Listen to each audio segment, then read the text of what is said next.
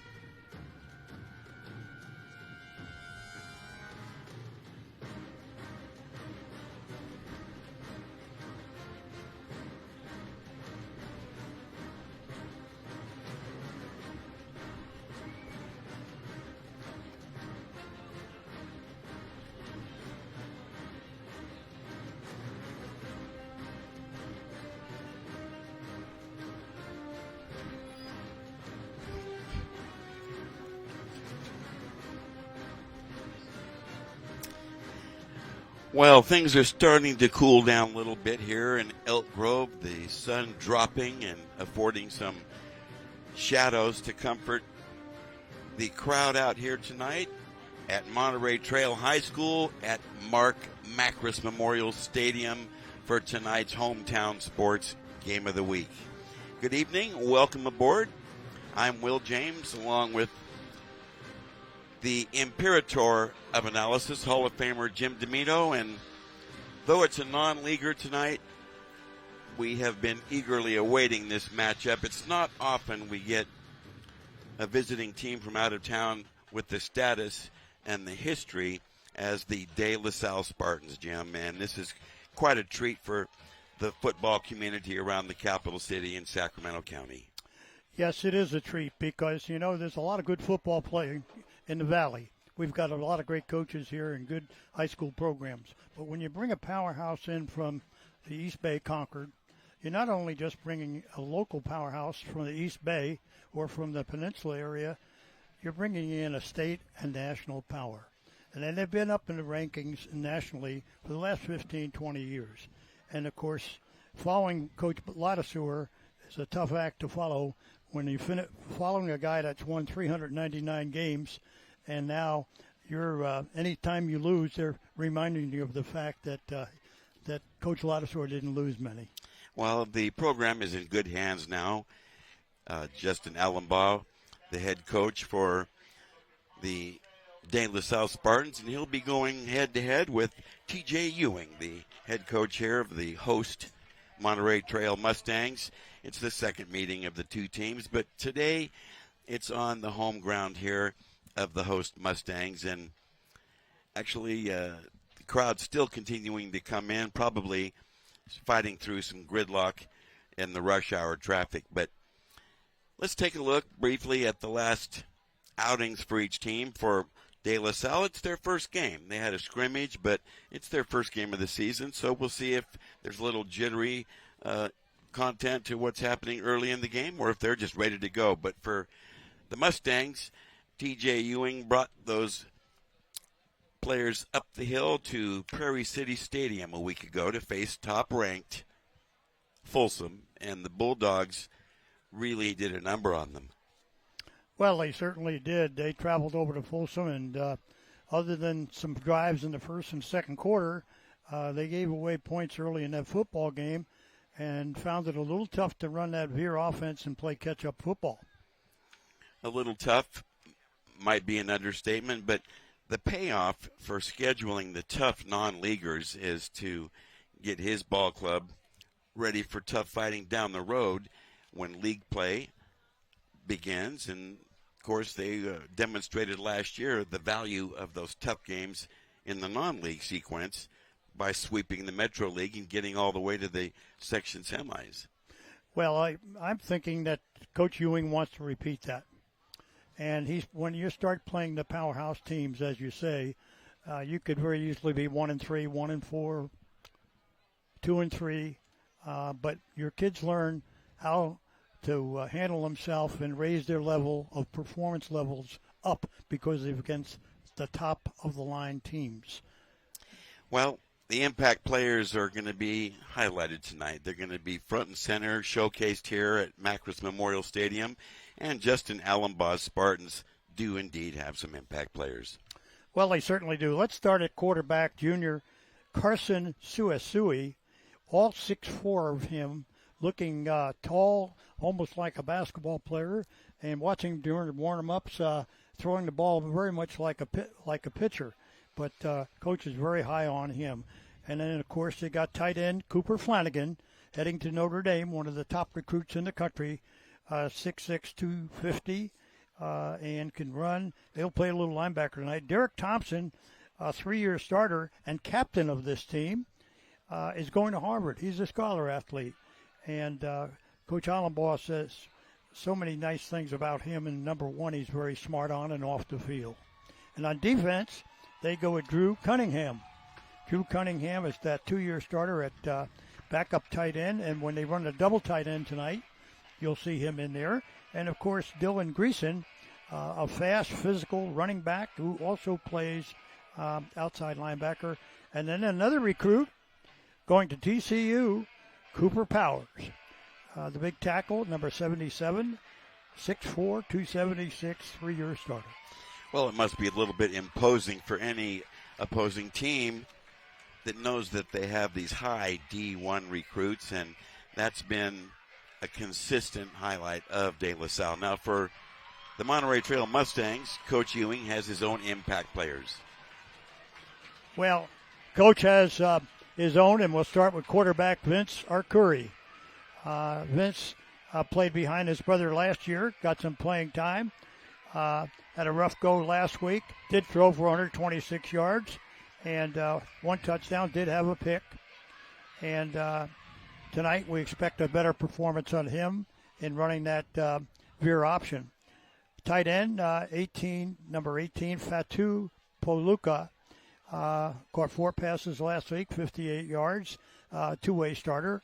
And also on offense, of course, the great running back, Ali Collier, having over 1,500 yards last year, 73 yards there last week, and took some hits and played valiant in the defeat.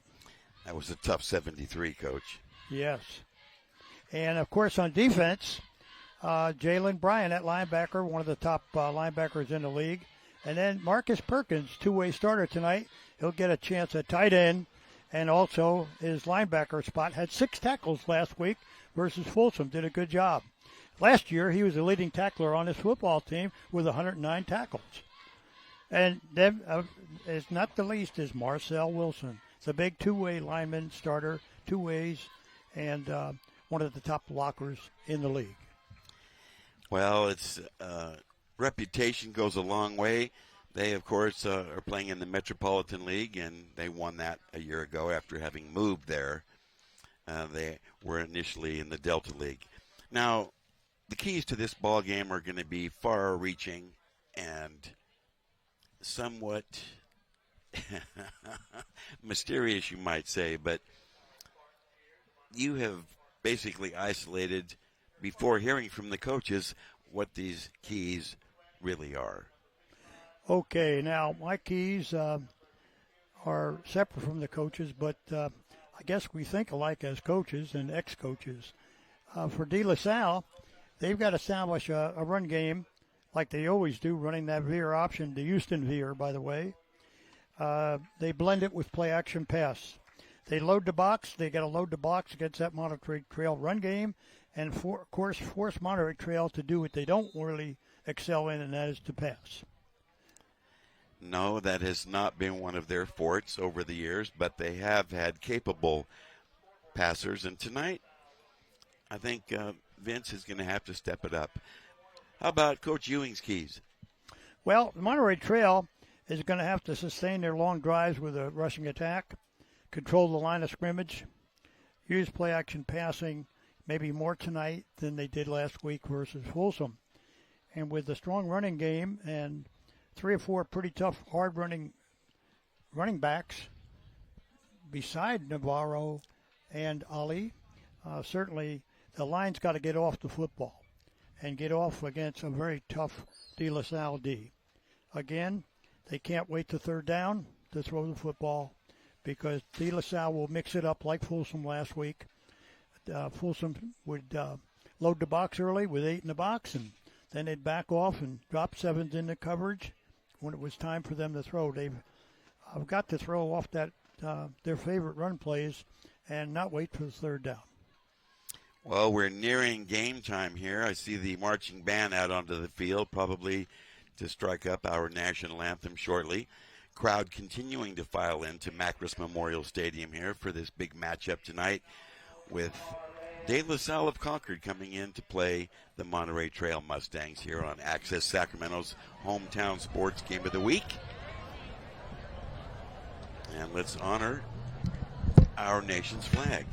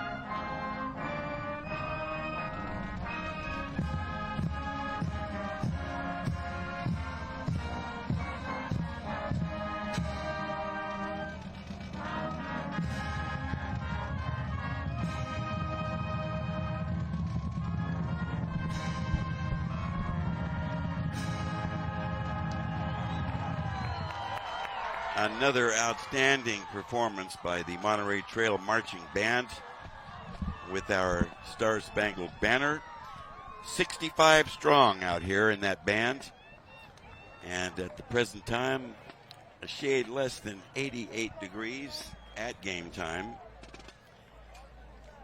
Well, the NCOA has assigned a veteran crew to monitor tonight's ball game, keep it fair and square. Ray Pulley will be the referee. He wears the white cap, and he's working with a veteran crew, as you know, Jim. Penalties, of course, are paramount in any game, and tonight even more so for Monterey Trail, that got whacked with 3 holding penalties in the third quarter alone. They have a little bit of history. A year ago, almost to the day, Monterey Trail went to Concord to face the Spartans and really got worked over. The welcome mat may have been out, but certainly there was no hospitality. No, not shown at all.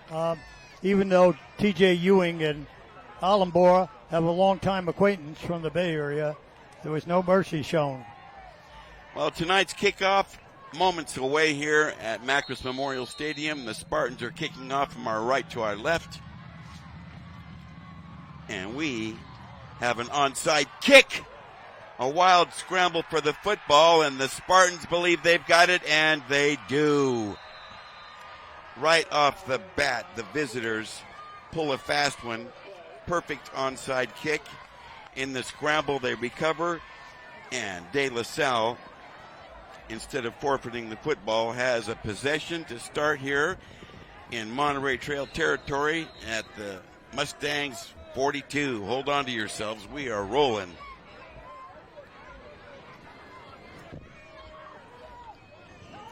Carson Suasue, the quarterback. They run the football and gain about 3 to the 39.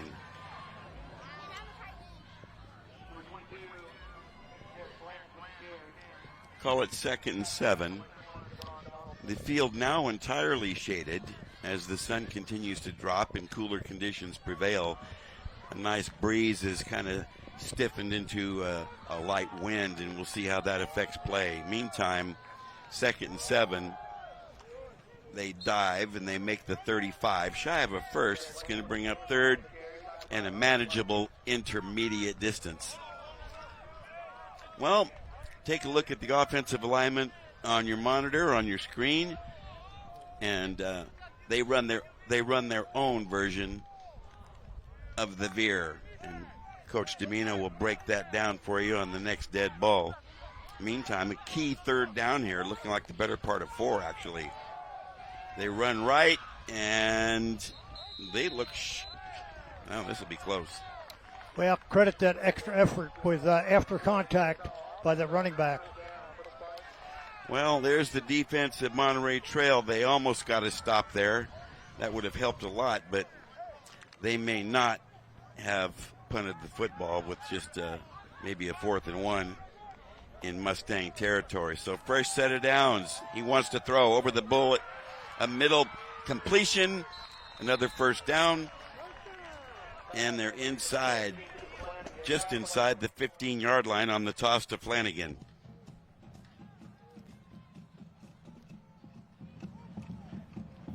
$17 yards on this hookup, as you'll see.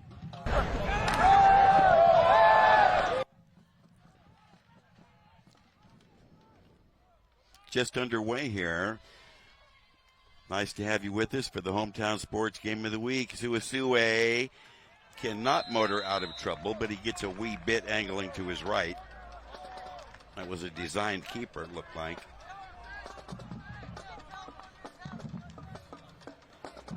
We played a couple of minutes here, and Monterey Trail surprised with the opening onside kick by the Spartans and that recovery. 2nd and 8.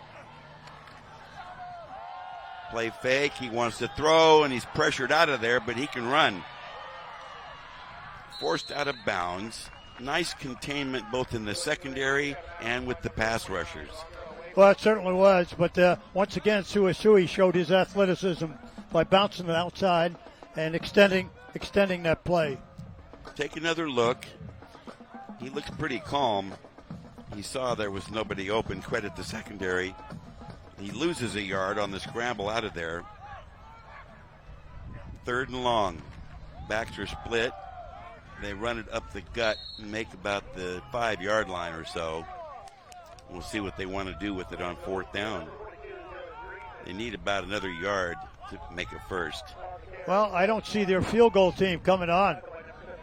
To me, it looks like they're going to go for it, Will.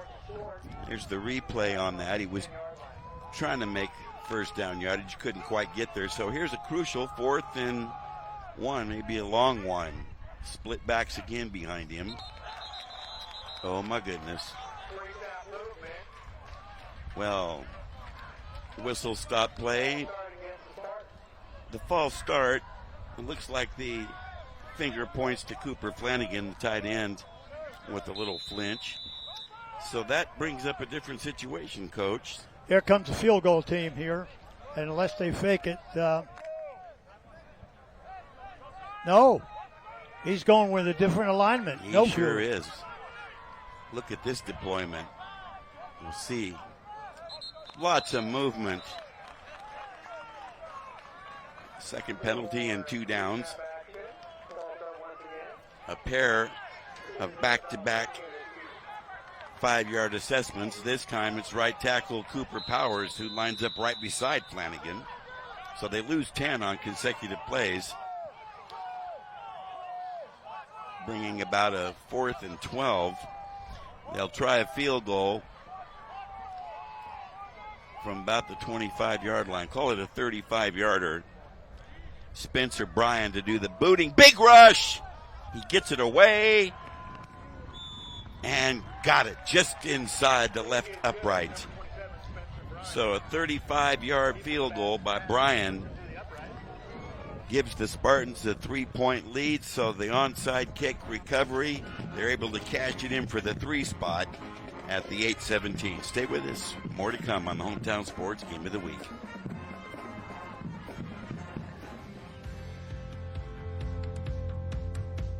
The family's visit to the forest inspired a beautiful question. Mother, mother, am I a tree? You tell me to stand tall. You tell me to stay rooted. I think I am a tree. My child, of course you are. But what kind of tree will you be? The kind to hug or the kind to climb? Doesn't matter what you choose, so long as you choose to be a tree that's kind. Make the forest part of your story at a park near you. Find one at discovertheforest.org.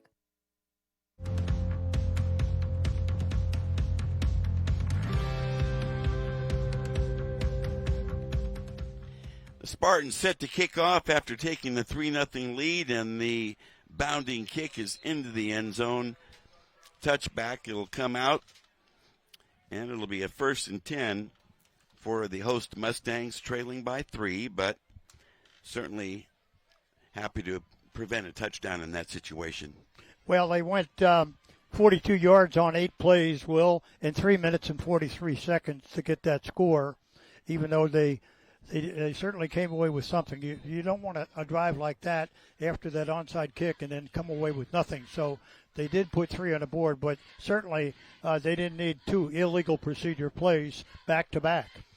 I imagine Coach Allenbaugh wasn't real pleased with that. Meantime, first play from scrimmage for Arcuri and the Mustangs, and it's completely smothered, and it looks like a fumble, possible recovery.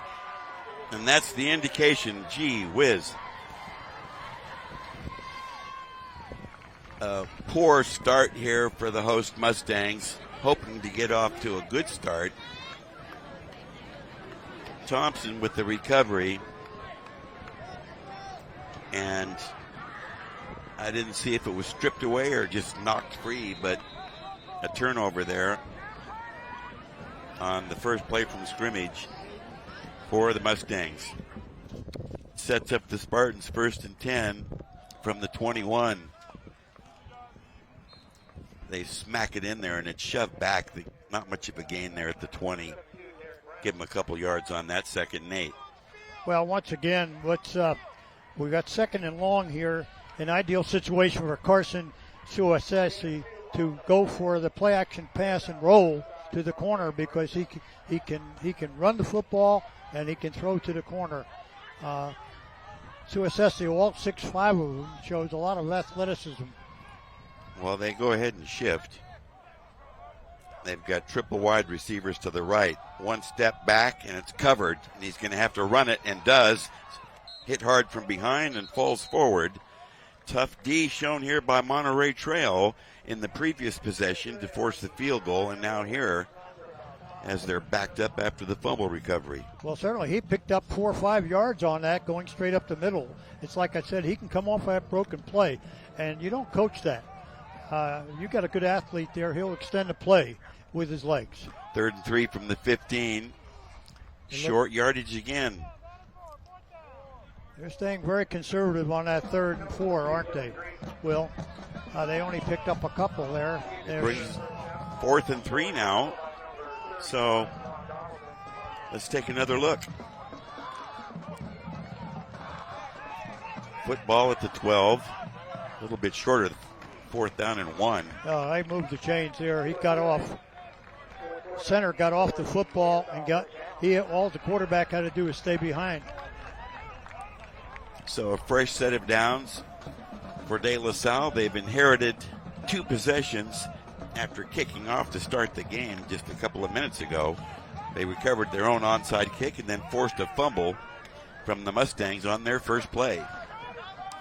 Turn and give. Nice D right there. So far, that De La Salle line is not really punching big holes. They're not. Monterey Trail is getting to the football, and despite giving up field position on the onside kick and also the fumble, they're hanging tough and they're making it difficult for the Spartans. 2nd and goal from the 8. He keeps, rolls, and hit from behind and sacked for a big loss. How about that?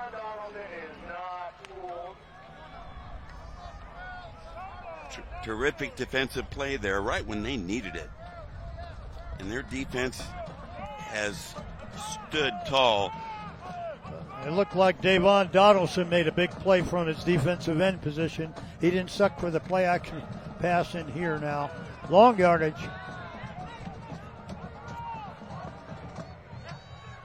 3rd and 16. Here's a quick hit on an That's inside slant, but well defended. We've got a late hit on Monterey Trail. And unfortunately, you're going to pay for it. Personal foul signaled by our referee, Ray Pulley.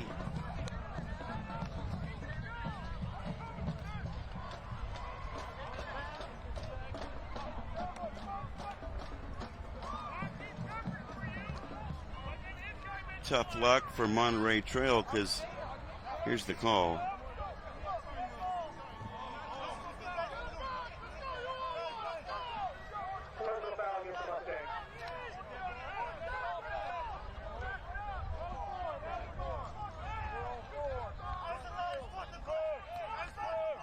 The stadium lights just beginning to take a little hold. Early dusk, you might say. And a triple substitution from the De La Salle sideline. 4th and 16 upcoming. And whistles kill this play. Okay, a late timeout called by Justin Allenbaugh and staff. I think he'll bring the kicking team on. He can't afford to not come away with at least 3 points here. Okay, stay with us. We're going to come right back.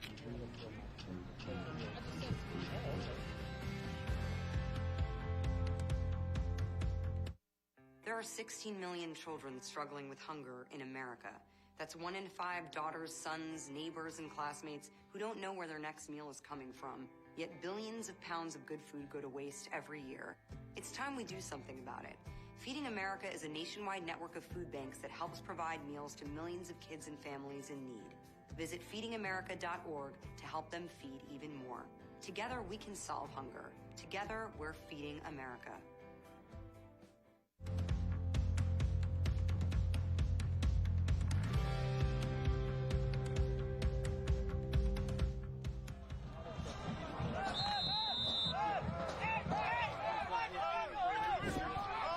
Okay, De La Salle is not showing field goal here.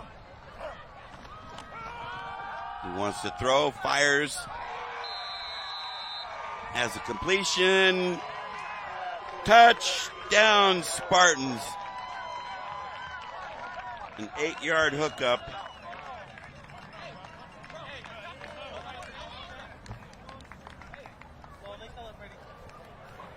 Going to Cooper Flanagan. Dynamite tight end. He's a big target, and Suicesse got that ball up, and he really threw a fastball in the end zone. PAT on the way, straight and true. Another look at the aerial connection, and including the PAT, that stretches the advantage now to 10-0 Spartans. Stay with us. We're going to come right back.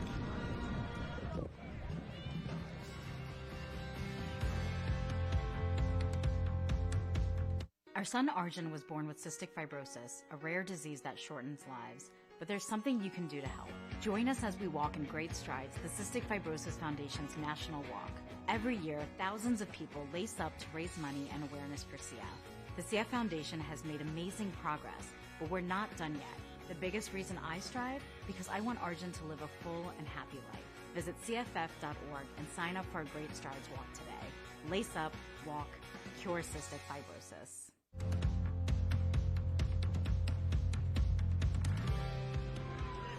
Well, the kickoff's going clear out the back of the end zone. There will be no return on this.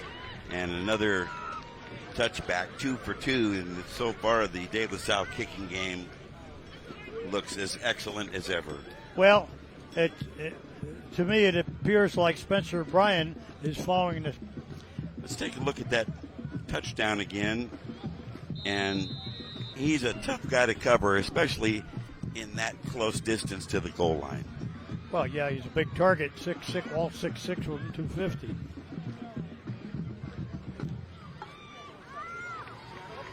Okay, first down Mustangs from the 20.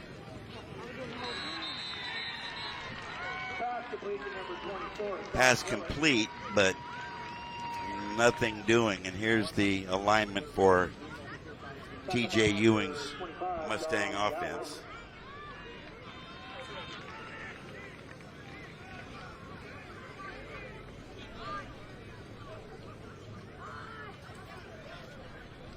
Loss of 2 on that completion. Make it 2nd and 12 now from their own 18-yard line.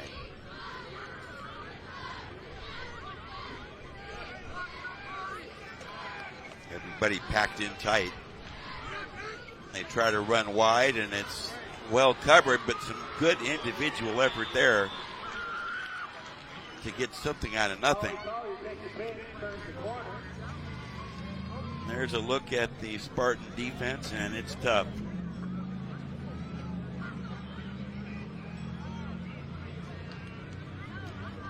These linebackers. Did I just see a flag fly? No. And the secondary. We talked about perhaps the greater need for the passing game tonight for the Mustangs. We'll see if that evolves. Short drop, look left all the way. A bullet. Well, linebacker at 25 was all over him. Really. That's going to bring up 4th and 5 as you see it look there. Excellent work by Dom Galwitz, the corner, coming up real quickly to cover that pass. 4th and 5. The Spartans dispatched a solo safety, Robert Santiago. If the Mustangs punt, they appear that they will. Well, they can't afford to give up field position like that and not make it because they've given up field position twice on a fumble and an onside kick. Short boot line drive taken on one bounce, and whistles are going to halt play here.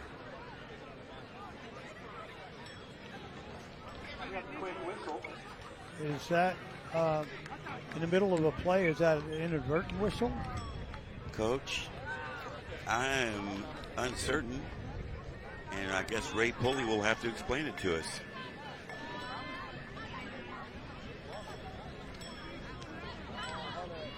Ray's working with, evidently a fair catch was signaled for, and thus no run back. That was unusual.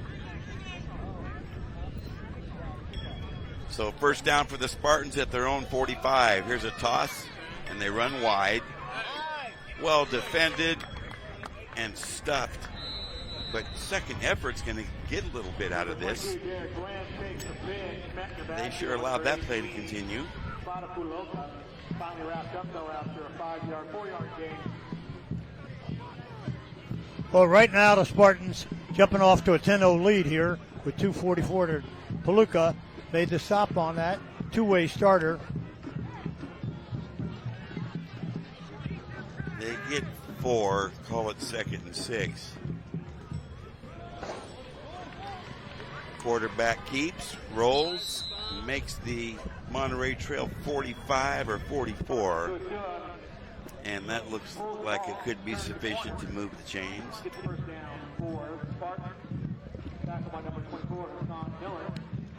Thus far, with 2:24 left in the first, De La Salle has owned all the time of possession, inheriting 2 possessions, one on an onside kick recovery, the other a fumble recovery. Play action pass, deep ball, incomplete. Well, I can understand right now, early in this football game, why Coach Allenbaugh is very high on this young junior Carson Suesui, and he can run, he can throw the deep ball, he's got the rifle arm inside, he threw the fastball in that end zone. Very similar body type to Austin Mack of Folsom that we saw last week, and they're going to face each other in a few weeks.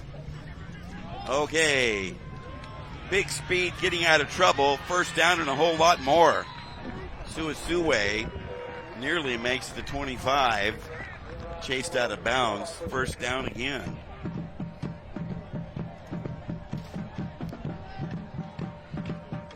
Clock stopping at the 2:11 mark, late first. And because you've just tuned in, fabled De La Salle of Concord has invaded Elk Grove to take on Monterey Trail, and right now they're working him over. Turn and give. Nice D right there. First to get him was Devon Donaldson on the wrap-up, and then he got some help on the shove back. Well, once again, De La Salle doesn't hesitate to throw on second down with play action, and particularly with the quarterback like Carson Suesue. Well, you see on the replay there, tough defensive effort. Donaldson, great play on D. He's going to run it left, cuts back, and he's shut down. Not a whole lot of daylight there, but he did. Well, they ran what we call a speed option there, no fake, and take it yourself or pitch. Carson Suesue on the carry. Tackle by number 14, 3rd and 5. Make it 3rd and 6 from the 21, as you'll see him trying to pick his way through the traffic. Tight formation except for a solo wide receiver to the right. And they run left. Good hard running, but tough determined defense there. Let's see where they spot. We have had 3 penalties now. This one a holding on De La Salle. They got hit with back-to-back encroachments earlier. And there's been the 1 personal foul on Monterey Trail. That puts them in a real hole now. We got 3rd down and approximately 12 yards to go. Will he go deep in the corner to Flanagan with a play action pass? Or will he run that screen, that bubble screen, to the wide side? And we haven't seen him go to either of his wide receivers yet, Romo or McCoy. He keeps it, pitches, defenders everywhere, but they get outside. They needed 12, and I don't believe they got that much. So another 4th down decision-making sequence here for Justin Allenbaugh and the Spartans, leading it 10-0. Another look here at the sweep to the right off the pitch. 4th and 4.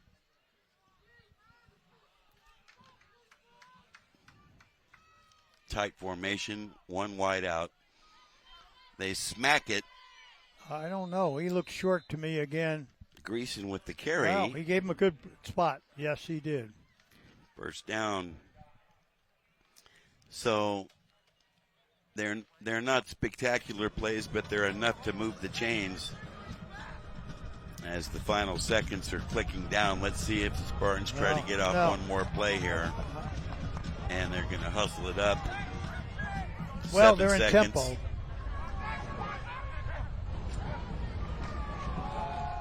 Run left again. Can he get outside? Nice lateral containment there by that Mustang defense as it comes at the very end of the first quarter. Tough D applied by Josiah Williams. Well, let's turn our attention down to field level and pick up Lauren Goodman. What you got, Goody? Well, we know these two programs are very highly touted, but they also have great leaders amongst them. So let's start with the visiting team tonight. De La Salle is led by no other than Alan Ball. He is actually a program disciple, as they say. Came through the ropes, and now he's in his 10th year leading De La Salle. Justin is really made his mark on tradition, and they've been really fired up in the return of this year, trying to avenge of all that happened last year. He has an overall record of 103-13. That's not too bad in 10 years with a couple championships to go on his belt. But the leader here for the Monterey Trail Mustangs is no other than TJ Ewing. We talked about him last week. Very big pillar in this community. Only coach in Mustang history, and he is leading by example in everything that he does here. TJ's coming into his 18th year, and he has a 99-57 overall record. Really trying to push to make that private school, public school battle and really leading this program. He's excited about this matchup tonight. Back to you guys. Well, thanks, Goody. Yes, truly excited. They've known each other for quite some time, and the good thing about this home and home that's been set up, it was Coach Allenbaugh reaching out to Coach Ewing to put together something that would connect their two teams. Well, interesting note, after one quarter of play, time of possession, 146 Monterey Trail, 10-14 De La Salle. 26 plays run by the Spartans, 4 plays run by Monterey Trail. Second and 11 from the 16. They run left. Big hole. Touchdown Spartans on a 16-yard burst that was put together very nicely with an opening hole. I might have been able to run for a couple on that one. Huge. Terrific huge blocking hole on the play. And Derek Blanche scooted the distance. Wide open. The lead grows to 16-0. And they'll try for the conventional point after touchdown. Booted and no good, a miss. Let's take a look at the touchdown and the quick feet.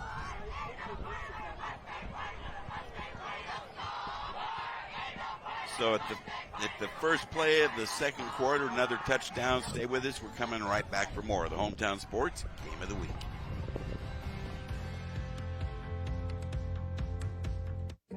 You are loved. You are valued. You are resilient.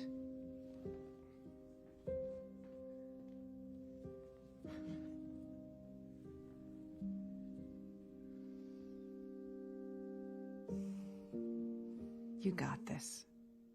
You're there for them. We're here for you. Find free care guides at aarp.org/caregiving.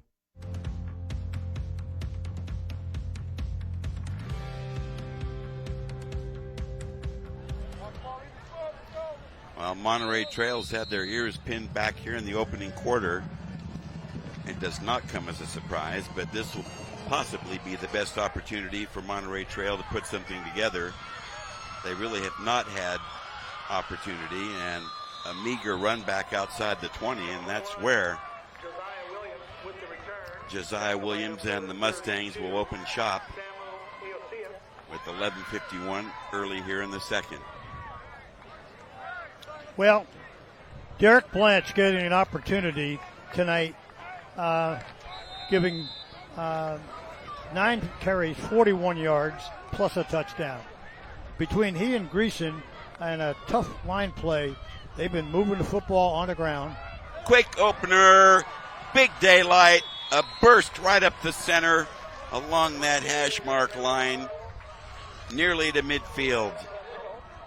That opened so fast, 23 yards on that carry, reminiscent of what Monterey Trail veer offense looks like, and that we saw some sporadically in the Folsom game. Well, Dalen Ellis got a big-time burst with a huge hole.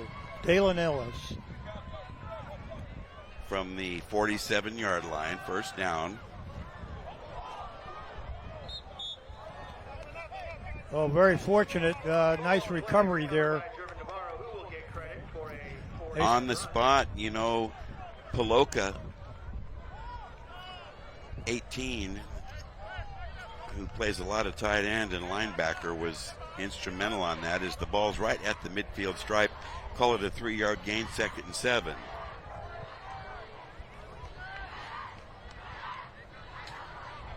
Vince Arcuri under center. They hand off and get 2 yards to the 48. It's going to bring up a 3rd and, well, they're calling it 3rd and 5 at the 49.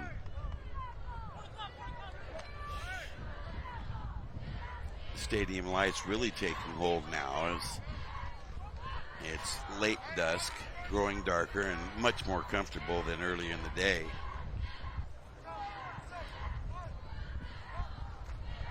Big pressure. He dumps it off. He's got the safety valve out there to the outside, and he cannot get there. Just shy. Valiant effort by Ellis as he was able to get to the 44, but he needed a wee bit more. Let's see if Coach TJ Ewing goes for it. 4th down and 1. Well executed screen. Well executed. Great timing in it. Monterey Trail is, in my opinion, got to go for it. They're about a half yard short. They got to get back in this ball game. They're down 16. They didn't keep this drive moving. Oh, I fully agree. Let's see what the play call is. They need 1.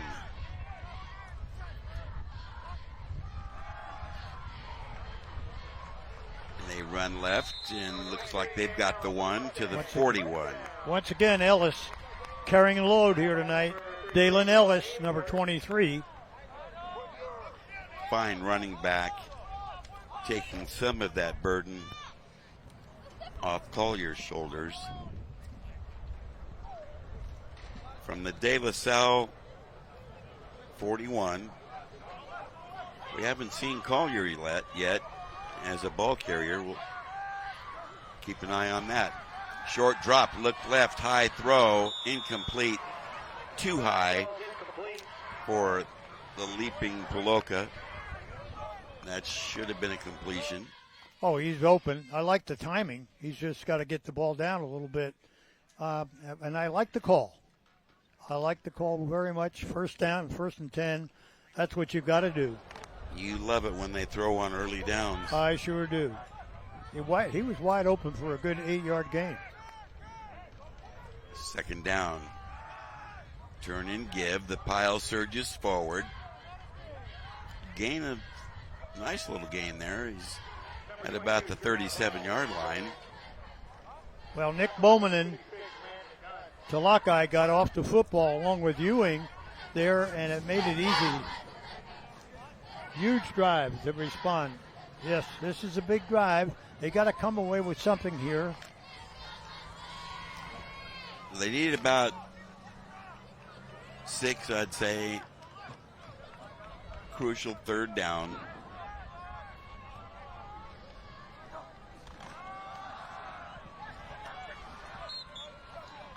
They didn't get enough on that. Well, once again, you don't want to limit quarterback Arcuri to 1 down here, but it's 4th and about 4. And once again, I see Monterey Trail definitely going for it. They don't want to give the ball back to the Spartans. Here's the replay to Ellis again. He's getting a good workout here in the first quarter. And as yet, we haven't seen Collier, their primary running back, in the action yet. Well, he's got a huge cushion on, no one on him on the right. No one there. They throw over the middle. He may have measured that correctly. The catch is at the 29-yard line, and it's a first down for the Mustangs. Once again, it looks like he hits Paloka. When they need to move the chains, you get the ball at number 18. No huddle. Semi-hurry-up offense here for the Mustangs. 1st and 10 from the 29. Quick off the ball. Nice opener. 11th play of the drive. A nice drive going here. And this is what Monterey Trail does. Use the clock, move the chains, keep the ball in their possession, keep their defense off the field, and work on that Spartan defense, see if they can tire them out. Gain of 6, make it 2nd and 4. Clock rolling here as we near midway second, 6.5 to go. They run right, and can he get outside? Yes! That's a great move there. Ellis again. We got a penalty down. And let's see about the handkerchief.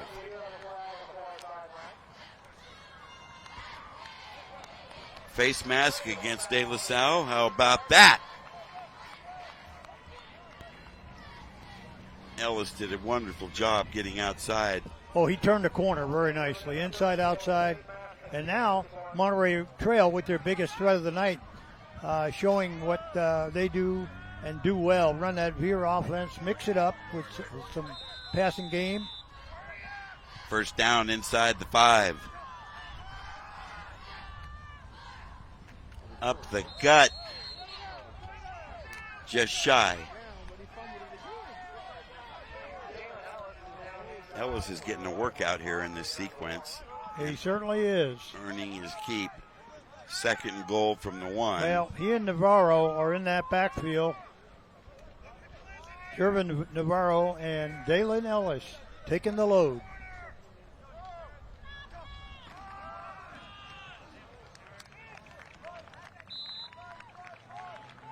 It's down about to the 3-yard line. 3rd and goal. They're not huddling wisely. They're in tempo. Now you see them lined up in here. At the 1-yard line, Arcuri. Touchdown Mustangs as they smack it in to get on the board here. It comes at the 5:24, flip side of quarter number 2.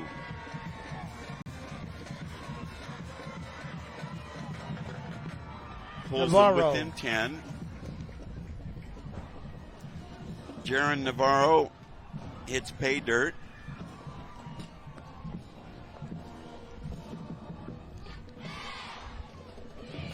Banway, PAT on the way, got it. At 5:24 of the second, Monterey Trail counters with a touchdown on a well-conceived drive. They cashed in some 4th down opportunity and showed some veer of their own. Well, that was an important drive. I don't remember how it started. Our back and forth. It always came back. Dad! You probably don't remember what you told me. That was perfect. But I heard every word.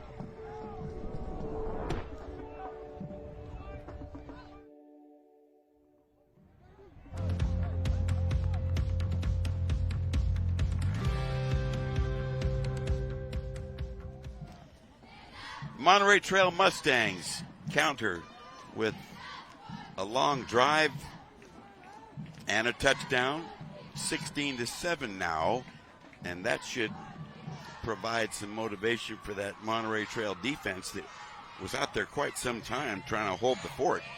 Certainly, that was a great response. 14 plays, 76 yards, 6 minutes, 32 seconds. That's the kind of drives that the Mustangs like. Holding on to the football now. Let's see if their defense can rise to the occasion here. A short pooch to the 10 and a speedy run back, but not all that far. Above average field position, and the Spartans are going to start outside their 25 here with 5:18 to go in the second.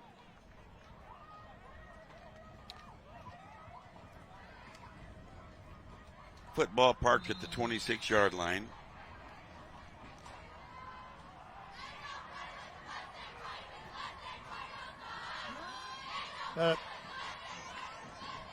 He wants to pass and does, and misses everybody with a throw into the sideline area.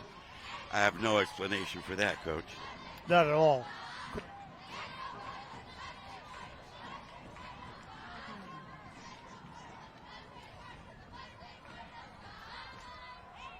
Temperature cooling nicely here with a comfortable breeze and making this crowd very comfortable here at Macris Memorial Stadium.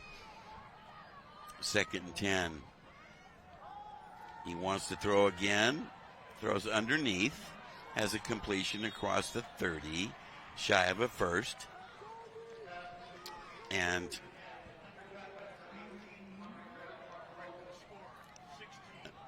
good defensive support by Fata Puloka with help from Marcus Bryant.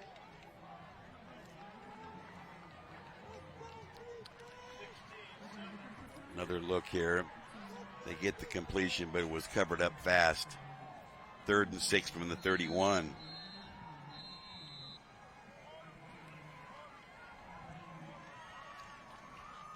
So whistle stop play and apparent timeout here. We'll step back ourselves and come right back for more of the Hometown Sports Game of the Week. Stay with us.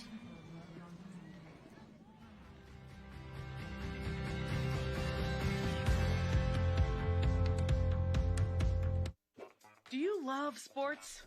Then you should know about STEM. Because maximizing nutrition, analyzing peak muscle performance, calculating the perfect shot, and more are all made possible by science, technology, engineering, and math. In fact, there are more careers than ever in sports science. So if you have a passion for sports, then think about getting involved in STEM and improve everyone's game on and off the field.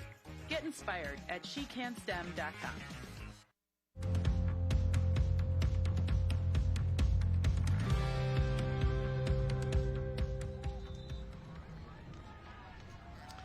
Third and 6 from the 31. Spartans trying to cash in here. Triple wide to the left. They run left. Defense is scattered, and they make a nice stop. Nowhere to go. Excellent deployment on that. 4th down upcoming. I'm a little surprised they're going outside with the ball when they've had great success going inside with Blanche and Greason. And now with 4th and long, let's see if the Spartans gamble here. I think they Well, you'll see here they got strung out on the play. The defense was all over that. I think they'll try to hard count it and see if they can get a cheap 5. And if they don't, they'll call timeout and punt the football. Okay, let's see. Suasue backpedals, and there's the quick kick Coach Domino spoke of. Bounding. Takes a wee bit of a Spartan roll, and it's going to die at the Monterey Trail. And outside the 25. So nice defensive stop. 41 yards on the punt. Credit Mustang defense. Well, plenty of time on the clock. 3:35. There's enough time on the clock, I should say, for Monterey Trail to punch another one in or come close. And they're right in this football game, only down 16-7. And this might be a situation where we see a play they haven't tried yet. Monterey Trail does have 3 timeouts remaining here, and they could really milk this 3.5 minutes.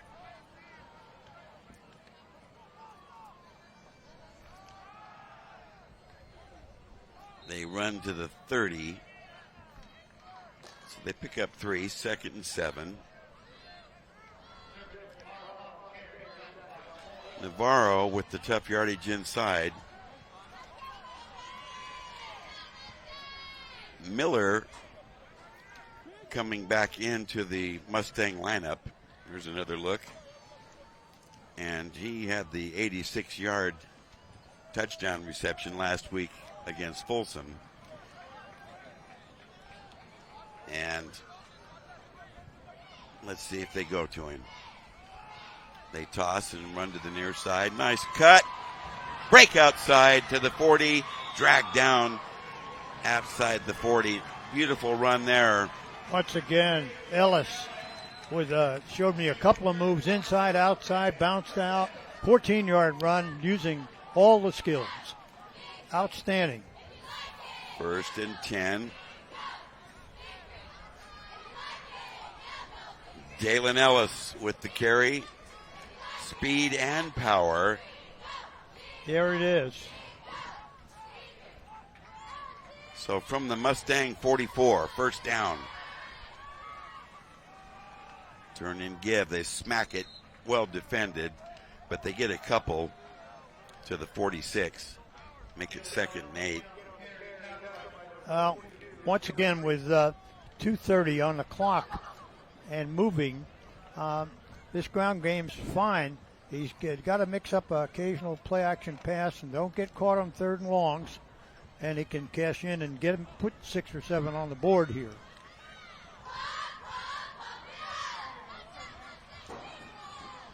Second and 8. Motion in the backfield, and he wants to throw. Arcuri over the middle, intercepted.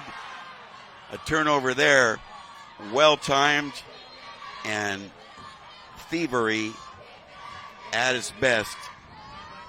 Jonathan Guerrero, the safety, just sitting there on an underthrown ball, just sitting there waiting.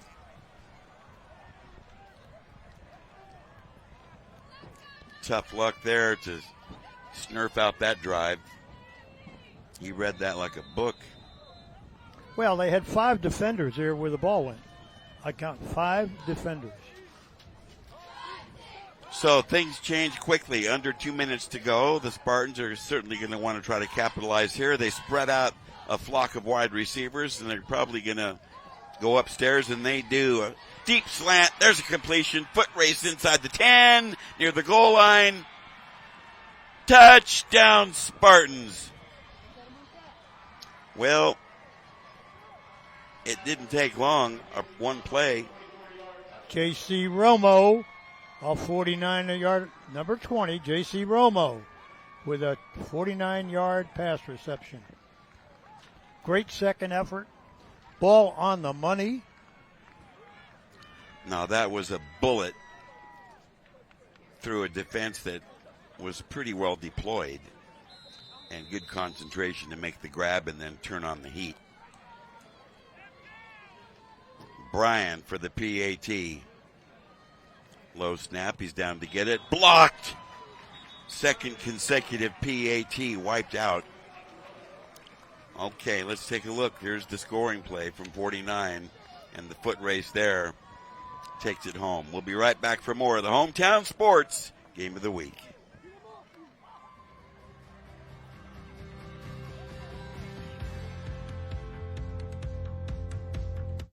Hola, soy Isabela Gómez ayudando a Smokey Bear porque él tiene mucho más que decir que solo... Solo tú puedes prevenir incendios forestales. Si estás afuera disfrutando de una barbacoa después de una larga caminata, asegúrate de no tirar tus brasas o cenizas calientes al suelo, porque podría provocar un incendio forestal. Toma en serio la prevención de incendios forestales y salvemos el mundo un día a la vez. Juntos con Smokey Bear podemos hacerlo. Ve a smokeybear.com para obtener más información.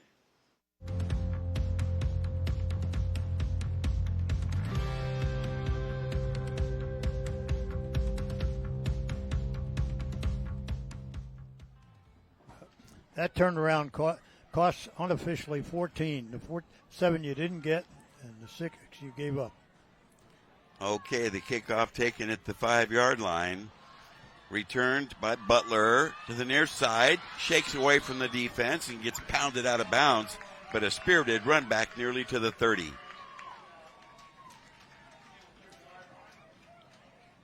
So 1st and 10 Mustangs, 1:40 left, and they do have timeouts, but it was rather predictable. 24-yard return, very impressive. After the interception, it was kind of predictable that they would go upstairs and go for the score, and they did. Right now, yeah, that's what you want to do. When you get a turnover like that, if you can turn it into a touchdown, it's worth 2. Arcuri to throw, left sideline for Miller. Carbon copy of the play in Folsom a week ago. He couldn't quite get there. One-on-one coverage, and Miller did have him beat on the one-on-one coverage. Did. And Arcuri showed me plenty of arm on that play. He did. He put the ball between the defender and the out of bounds, and the ball was there a little long. Freshman Jaden Jefferson with the solo coverage. Fortunate that the ball was overthrown. 2nd and 10.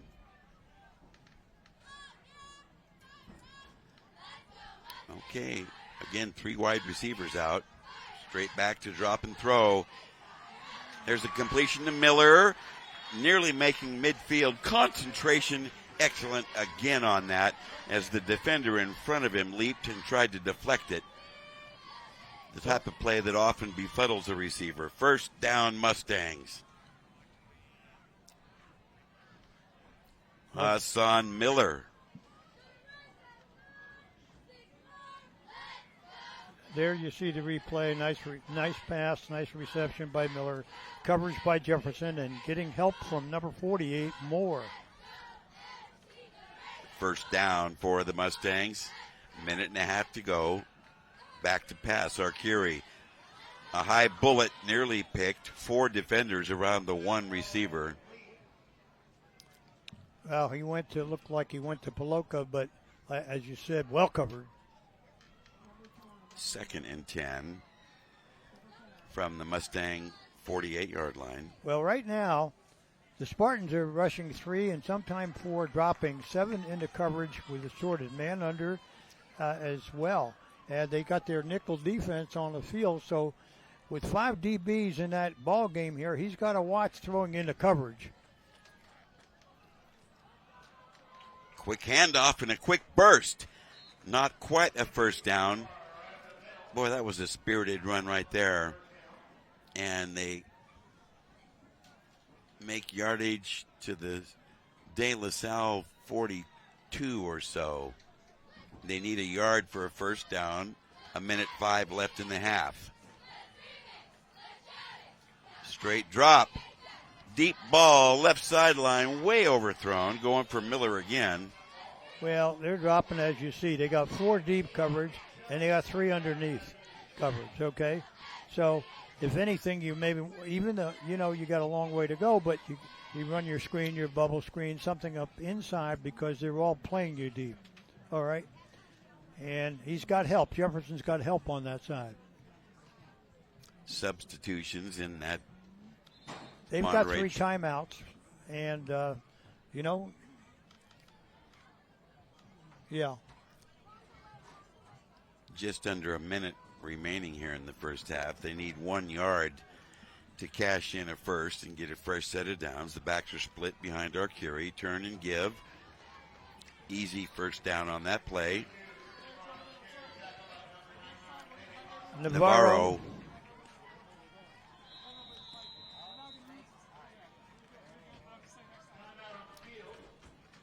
Timeout taken after the Jervin Navarro 1st down run.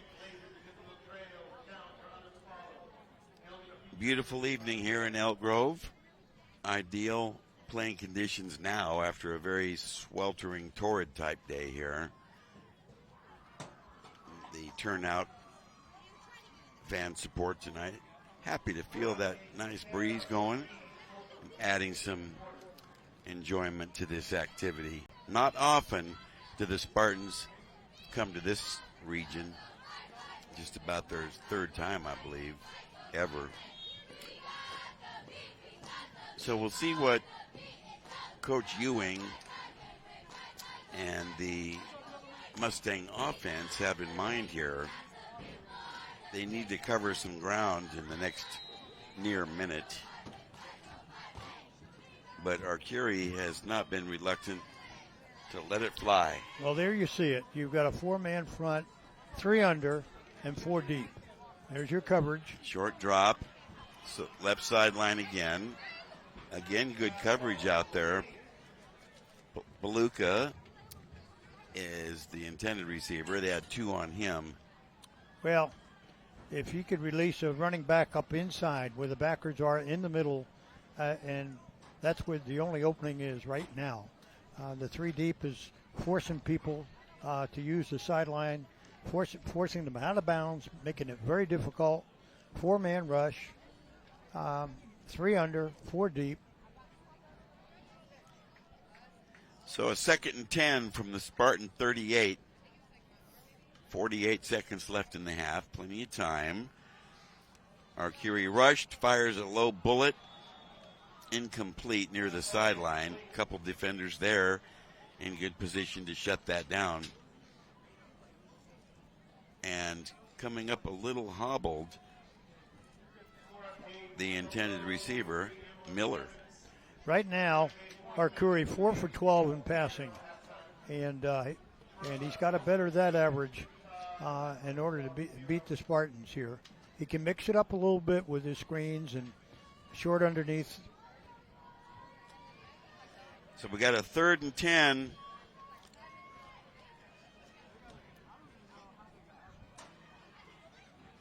Ellis out wide to the left.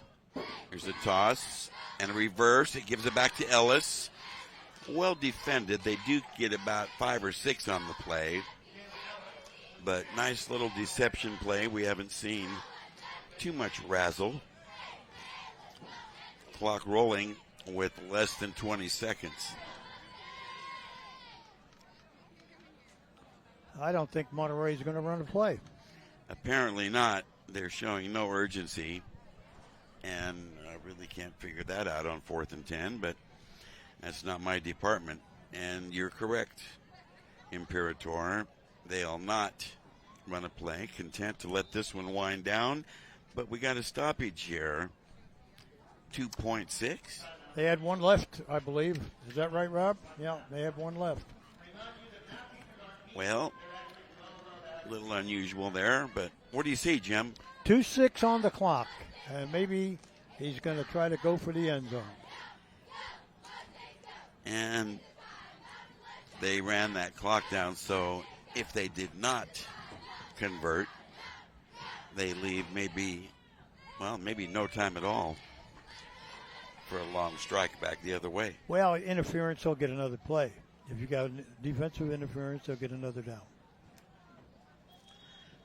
Well, let's see what they've got up their sleeve. I like the reverse.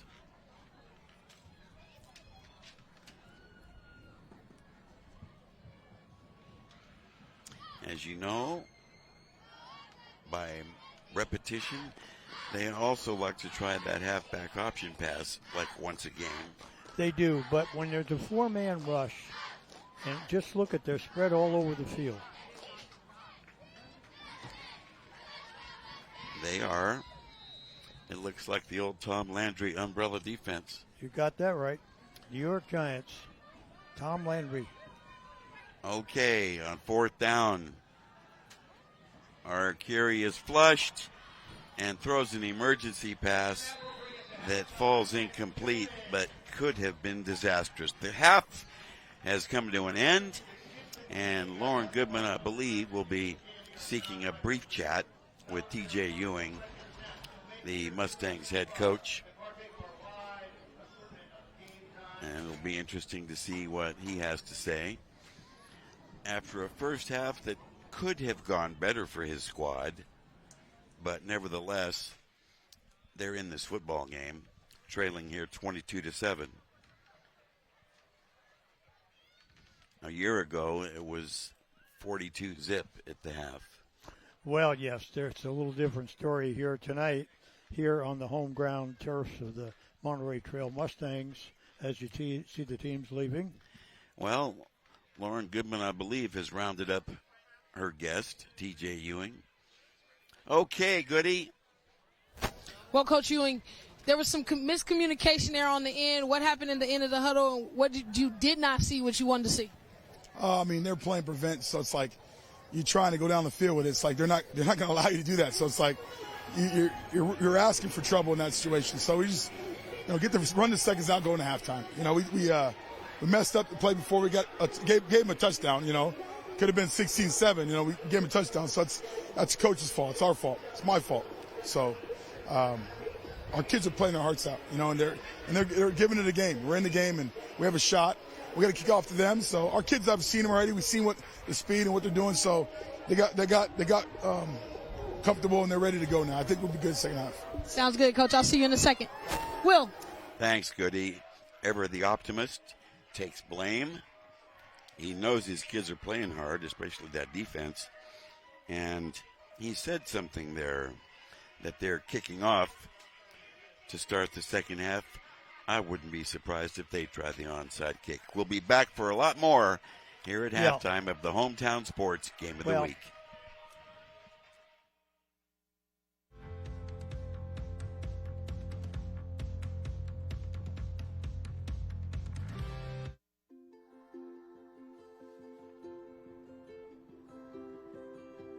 To Sofia and Gabriel, mis flores, my little flowers. Even though these old knees can't follow on your adventure to the forest today, these flowers represent my love, so you can take me with you wherever you go, near or far. These stitches and threads join us together. Me, your mother, and both of you.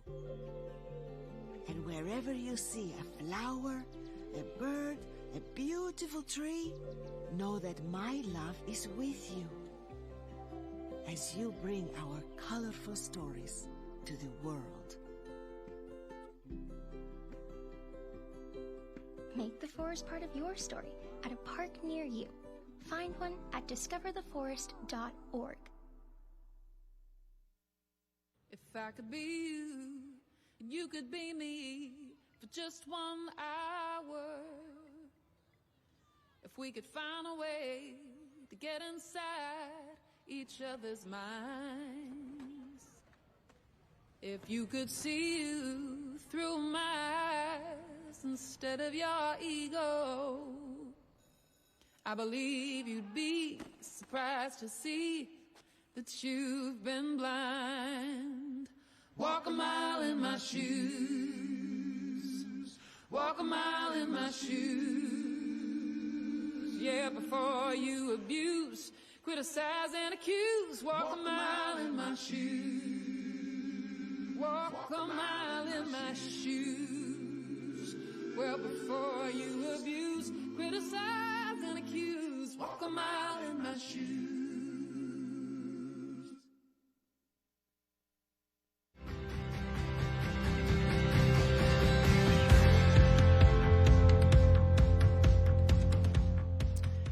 Nice to have you with us this evening for Access Sacramento's Hometown Sports Game of the Week. We're in Elk Grove at Monterey Trail High School. We're at the intermission. Host Monterey Trail trailing. The De La Salle Spartans have conquered by a score of 22-7. It's been a hard-fought first half and some deception here and there, a few things we didn't expect to see. But Monterey Trail, as Coach Ewing said at the break, they're still in the game and full of confidence. Well, as is always the case, the Imperator has compiled the weekly rankings, and there's always a twist. Well, let's start our second week with Folsom once again on top, having a big win over the Monterey Mustangs last week and playing Sarah tonight. We haven't had any score, but in a big ball game, Sarah, a powerhouse from the East Bay. Granite Bay number 2, Joe Catalico's team playing extremely well. and we're getting ready to take a look at them. They're playing Davis tonight. We're going to see them versus Vista next week. We'll tell you more about that later. Del Oro in that third seed with a win last night over Del Campo. Jesuit, fourth, had a bye last week. Whitney, fifth. Monterey Trail, sixth. Rockland, 7. Oak Ridge, big win over Cosumnes Oaks by a big number. Sitting in that 8th seat, hoping to rebound over last year's record. Christian Brothers, Idle, take that back, correction, beating Burbank, Elk Grove, Antelope, and Placer. Elk Grove and Antelope matching up tonight in a big ball game. In the red zone, Sheldon moving up in the ranks, Vista Del Oro and Wood Creek. Grant showing up for the first time. Sacramento, Lincoln, Yuba City, and Casa Roble losing a tough ball game last week, but still in the top 20. Right there on the bubble, wanting to get in that red zone or higher, Roseville, Ponderosa, Center, Dixon, and Rosemont. And by the way, we do have a halftime score. Sierra 14, Folsom 10 at the half. A lot of football left. Yes, indeed, because it shows that we've got a full half ahead of us. What's going on in the locker rooms is of the utmost interest, particularly on the Monterey Trail side. And I could tell, and you could tell by Coach Ewing's fervor in that late interview of the half, he knows they gave up that touchdown or it would be a much closer ball game, but you could see the pride he had when he said his kids are playing hard, and that defense kept them in there even to this extent. Well, yes. Turnovers have hurt them. They've had a fumble and an interception and an onside kick against them. And it's tough enough to beat a ball club like the Spartans from Concord, De La Salle, and yet you put those three big things. Those are three big plays. Onside kick, fumble, recovery, and a pick for a touchdown. Those hurt. So it put Spartans in the driver's seat. Speaking on behalf of the defense of the Mustangs, like you said, Will, they did a credible job. When you try to stop this De La Salle offense, they put a lot at you. And so, and we were ready to come across with those. Rob Bempson has compiled those halftime stats. We're ready to roll. As he always does. And we'll take a look at those after this brief pause here. Stay with us. Lots more to come, including the Bempson first half stats.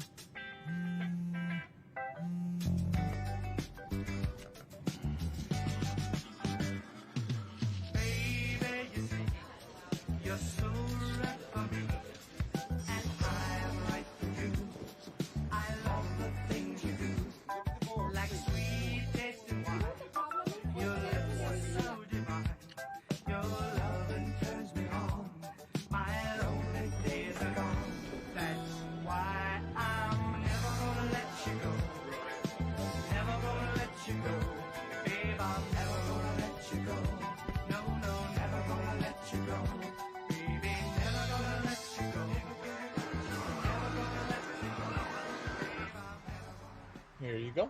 Thank you. Thank you.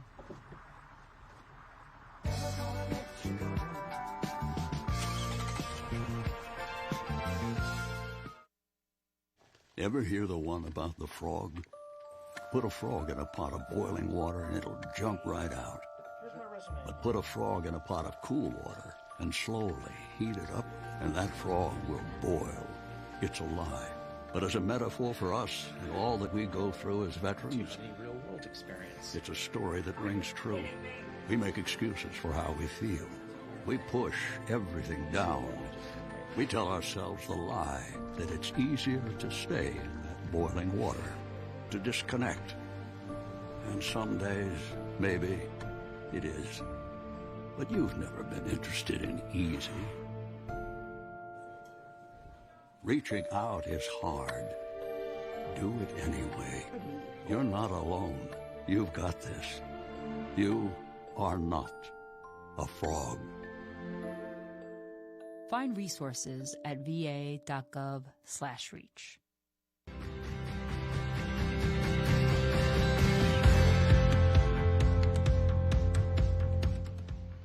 Well, welcome back to Access Sacramento's hometown sports game of the week. We're in Elk Grove tonight for the De La Salle of Concord matchup with host Monterey Trail. At the half, De La Salle on top 22-7, but it's a ball game. And let's take a look at the number crunching. Rob Bimson has put together first half stats to give you a bit better idea of how this first half evolved. Okay, let's take a look at the first half stats. You see the rushing yards, 101 to 87 in favor of Monterey Trail. Attribute that to the second quarter, nice long drive, cashing in. Passing yards, 78 to 29. Certainly shows the two figures up top in the De La Salle show balance in their offense there. 165 to 130, very close. First down, 7-6, very close. Penalties, actually second quarter was pretty clean. First quarter we had some penalties here, 15 up. Turnovers are hurting Monterey Trail, as mentioned before. Fumble and interception were huge. Time of possession, almost even. When you think about the time of possession after the first quarter, the Spartans had over 10 minutes of the first quarter of time of possession, and look how even it is now. Also, the Spartans ran 26 plays in the first quarter and just 7 plays in the second quarter. And the next thing you look at is Monterey Trail only has 4 for 13 in passing. So they're going to have to do a better job. Their running backs, Navarro, has 8 for 30, and, of course, Salle has 9 for 64. So between the two of them, they have 94 rushing yards. So there you pretty much have the summary of why we are with that 22-7 with the turnovers causing that separation. And it should be noted a third extra possession came on the recovered onside kick to start the game. So a pick, a fumble recovery, and the onside recovery, and just a meager 22 points out of all those opportunities.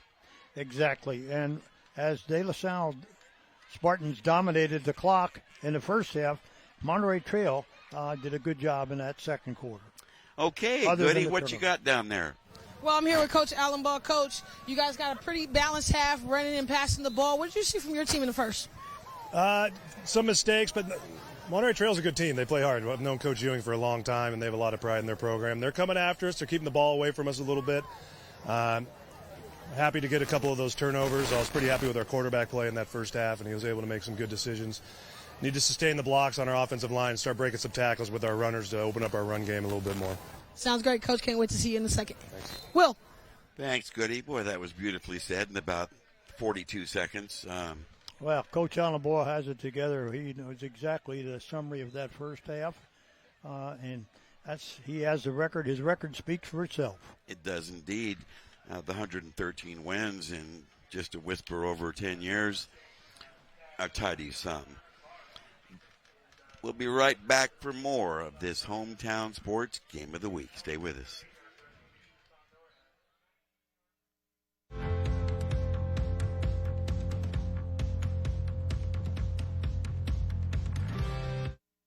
If I could be you, and you could be me for just 1 hour. If we could find a way to get inside each other's minds. If you could see you through my eyes instead of your ego, I believe you'd be surprised to see that you've been blind. Walk a mile in my shoes. Walk a mile in my shoes.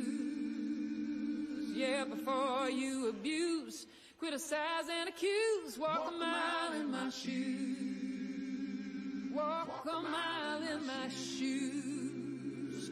Well, before you abuse, criticized and accused, walk a mile in my shoes.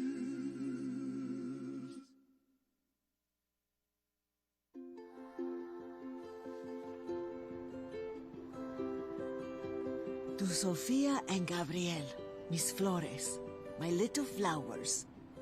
Even though these old knees can't follow on your adventure to the forest today, these flowers represent my love, so you can take me with you wherever you go, near or far.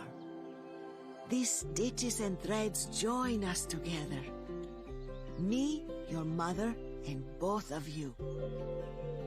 And wherever you see a flower, a bird, a beautiful tree, know that my love is with you as you bring our colorful stories to the world. Make the forest part of your story at a park near you. Find one at discovertheforest.org.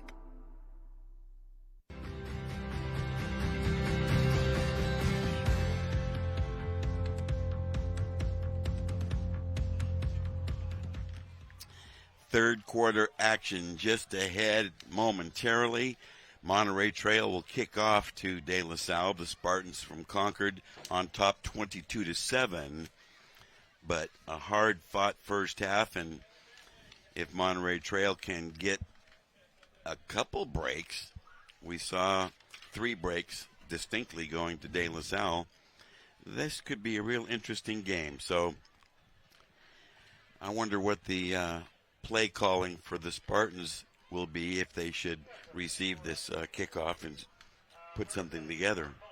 Well, obviously you're going to try to put more points on the board and put together an offense mixture of run and pass, and with a quarterback with young junior Carson Suesui,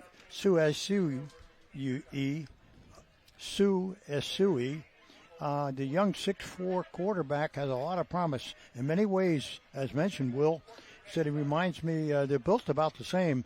Folsom quarterback Mack and young Carson here, both juniors taking over the program. And certainly you can understand why the college recruiters are looking at them already. Well, understandably so. They do look very similar in the body type. If they've got Mac listed at 6'6", Suesue looks taller. But they're both the slender, speedy-looking, tall quarterbacks that can range, run, and throw. I'd be looking at them too. Well, certainly. And I'm impressed with Carson's ability to run. He runs pretty good. Really, he doesn't run like your normal quarterbacks. He runs confidently, not defensively, and that's the difference. Yes. He knows he can make plays and make yards. And even though it can get dicey down there in the trench where the defense hangs out, he still runs with authority. Well, we've got some interesting here if we have a moment, not too many, but we have some halftime scores that might be interesting to our audience. Folsom at Sarah down 14-10, only at half. Jesuit leading Bishop Minot, a powerhouse from the Reno area, 30-23 early in the fourth. Fourth quarter, Elk Grove 43, Antelope 14, Grant 18, and Intercom 0 at the half. Well, we'll feed you some more scores a little bit later. Rob Bimson keeping an eye on the scoreboard. There's a pooch and fielded, and there's a flag flying into the pack. So they did try to get a possession off that kickoff. Yeah. I looked like somebody leading with the head there on that pooch chick. And let's see what's going on. It's a personal foul, I believe. Tough luck. Monterey Trail apparently did not pay attention to the fair catch, and now they're paying the price of 15. And that sets up the Spartans in ideal field position. They'll open shop at the midfield stripe here to start the third. Well, thank you, Rob, for picking that up early.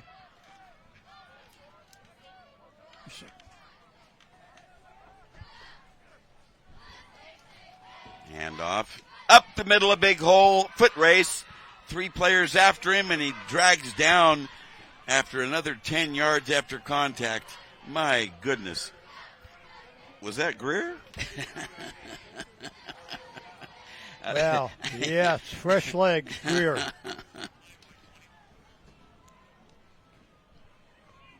A 30-yard burst right up the center of the field. Quick feet. Charles Greer, a veteran holdover running back, blasting out on that play. 1st and 10 from the Mustang 20. Greer again gets spun around and dropped after a short game, but he makes 5.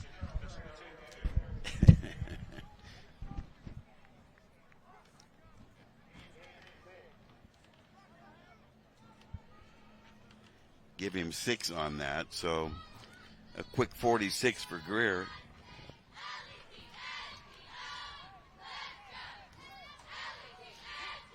So 2nd and 4 from the 14. Greer making his presence known. Here now they toss, trying to get wide to the right, and cannot. Too many Mustangs there. Once again, this is a big play, big defense for Monterey Trail to hold them down. Well, he got thrown for a 2-yard loss. Make it 3rd and 6 from the 16.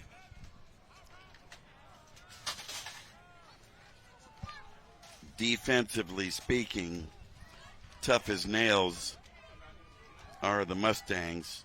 Donaldson on that previous play. Incomplete. 4th and 6 from the 16.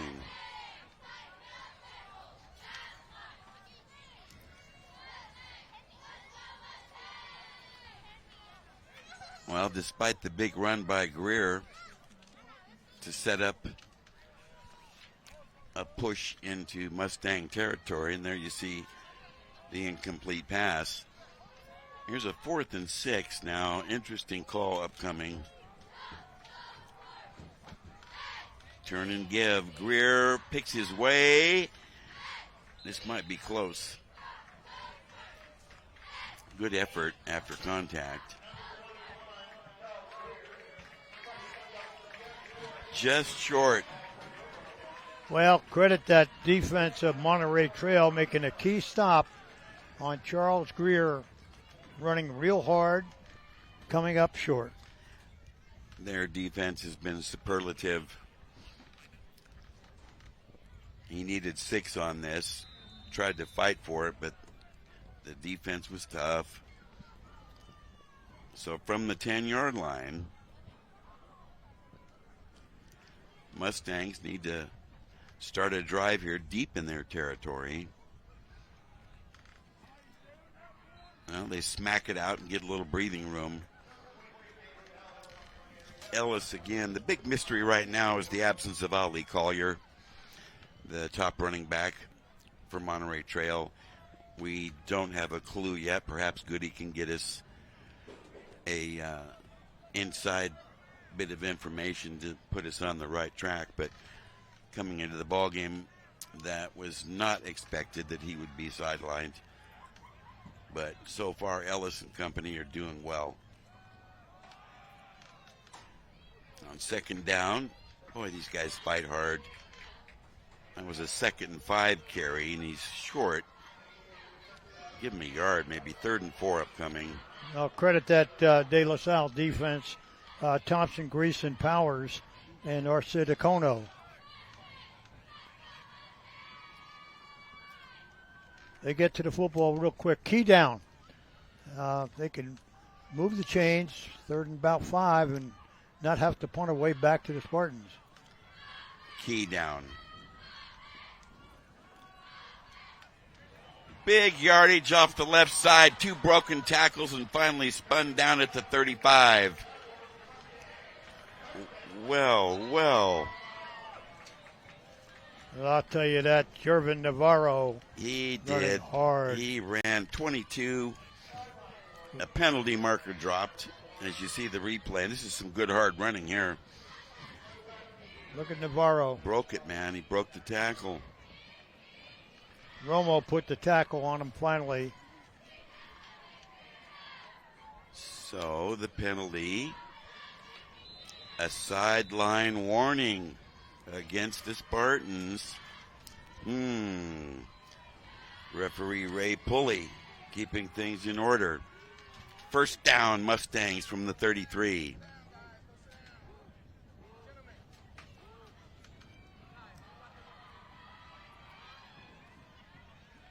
Tough running to get a few to about the 37 or 38.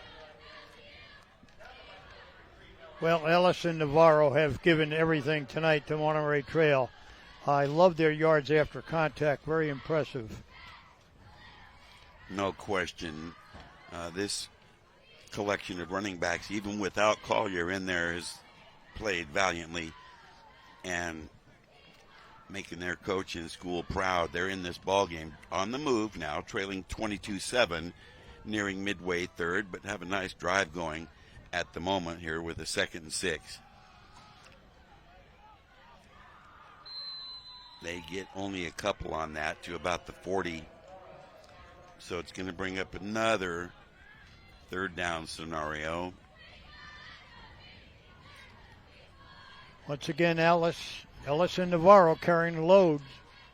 A lot of carries between the two of them. Offensive line definitely playing better today than last week against De La Salle. Against Folsom, I would say Wilson, etc. There you see hard-nosed running. Wilson, Walker, Ewing up front, Talakai, and Bowman getting off the football. 3rd and 4. Off the right side, that play came to an end fast. He only got about half of what he needed. It's going to bring up 4th and 2, it looks like. Well, short 2 or long 1. Gotta go. Yep. Well, this is a key play here. Yes, it once is. again, a key play in their drive, and they want to hold on to the football, move the chains, and stay in this football game. Only down 22-7. A lot of time left. They need a bit more than 1, closer to 2. Back split. Turn and give. Plenty. Power off the right tackle. Ellis again. Ellis for another 5. Line surge was excellent. Ellis and Navarro, they're giving you that high 5. It looks like they feel very confident in getting 3-4 yards a clip and willing to move the chains on 3rd down and use the clock. Keep the ball away from that potent De La Salle offense. So it's a 1st down for the Mustangs at the 46. Not this time. No, not this time. That play was well diagnosed. And they had a defender standing right in the hole.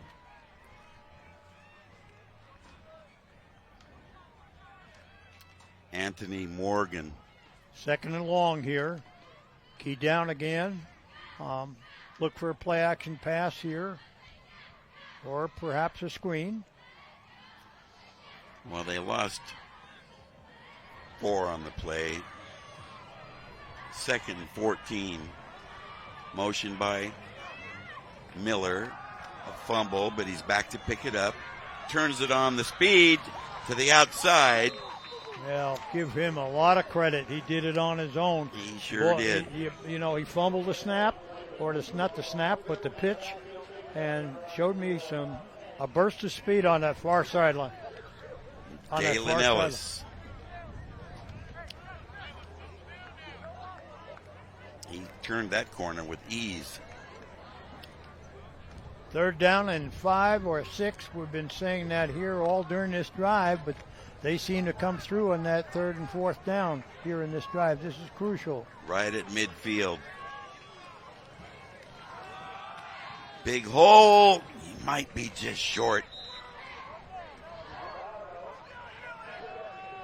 Yeah, let's see where the mark is. Yeah, he's a half a yard short. 4th and half a yard. Moment of decision. Got to go, got to go. Oh, yes, he's definitely not going to punt the football, no. Not the way Ellis and Navarro are running. And that line, once again, give that line credit. They're getting off. Talakai and Bowman on that get off. Well, Coach Allenbaugh wants to talk things over. He's being driven on. We'll come right back for more of the Hometown Sports Game of the Week.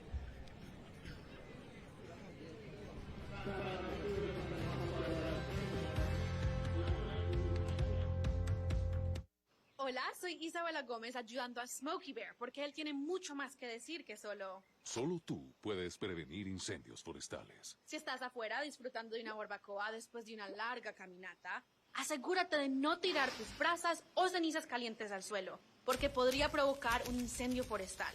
Toma en serio la prevención de incendios forestales y salvemos el mundo un día a la vez. Juntos con Smokey Bear podemos hacerlo. Ve a smokeybear.com para obtener más información.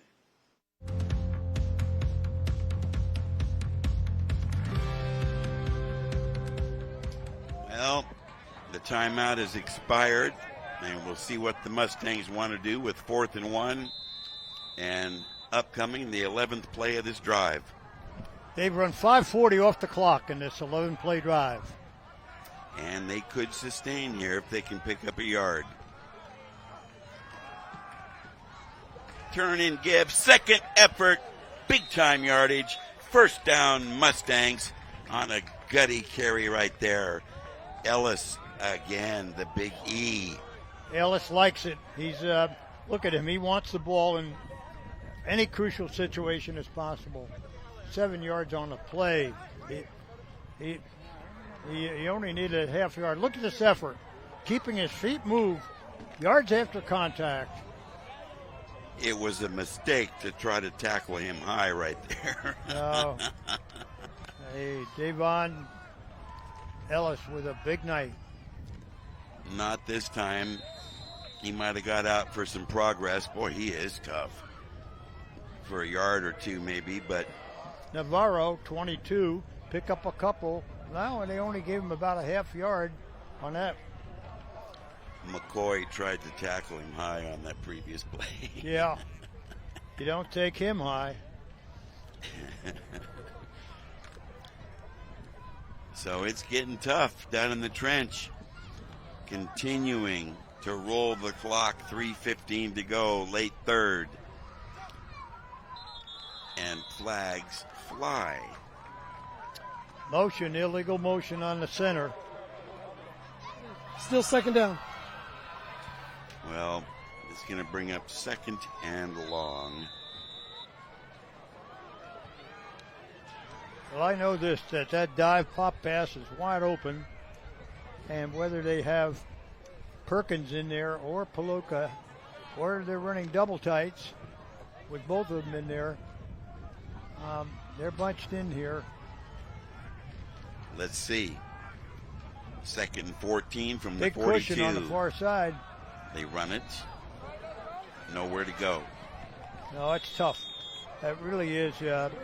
Trying to turn the corner on the short side of the field, got him nothing, maybe a yard or two. Now Navarro had nowhere to go. Tough D.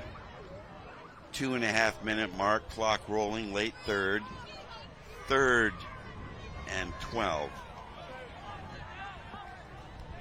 They've had the ball probably close to 7 minutes or more in this drive.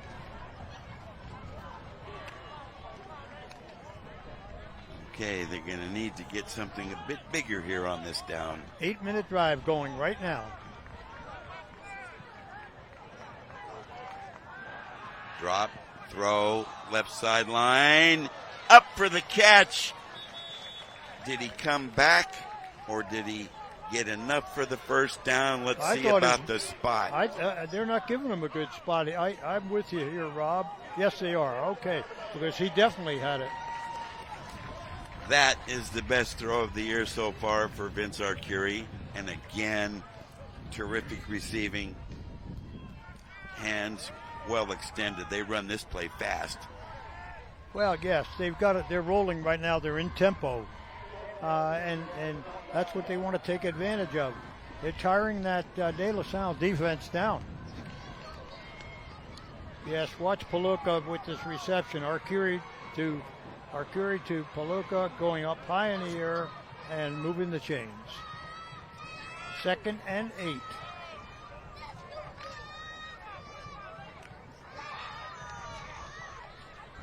A minute 20 to go here in the third.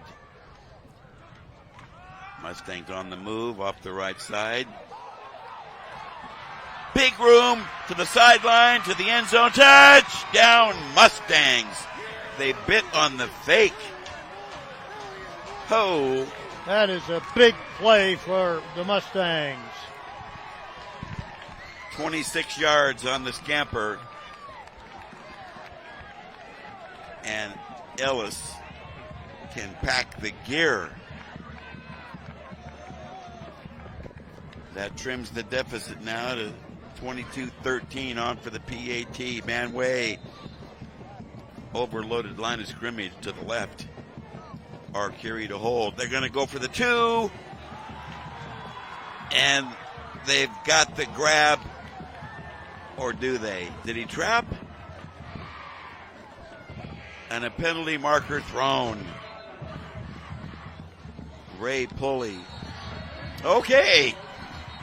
Well, I think Flanagan said something, and he's going off. Arcuri pulled the string here on this low throw. I think we're going to have an unsportsmanlike call.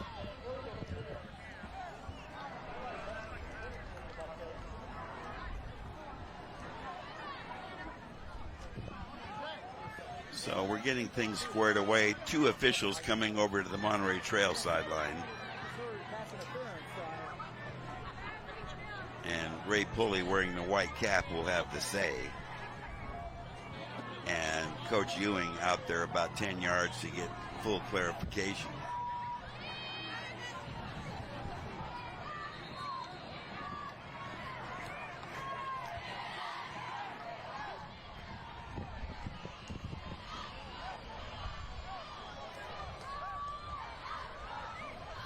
Offense.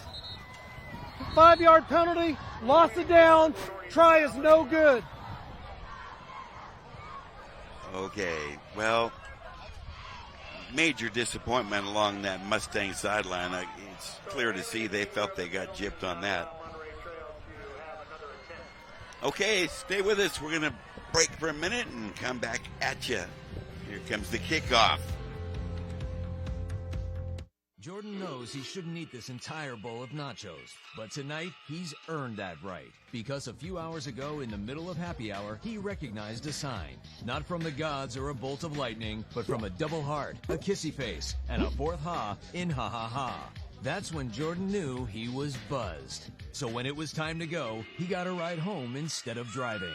Be a legend like Jordan. Recognize your buzzed warning signs and get a ride home. Buzz driving is drunk driving.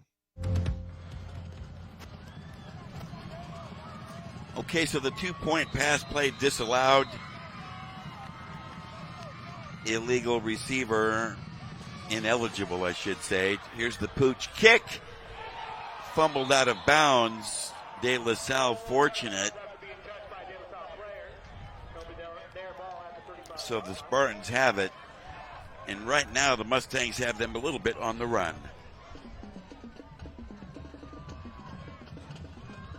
22-13, a drive that took all night, exactly what Monterey Trail likes to do. 8:53, almost 9 minutes on that drive, Will.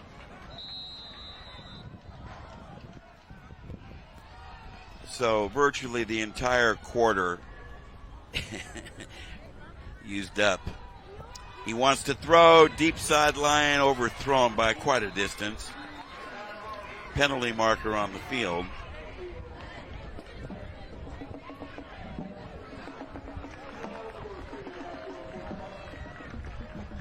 Ray Pulley trying to pull it together.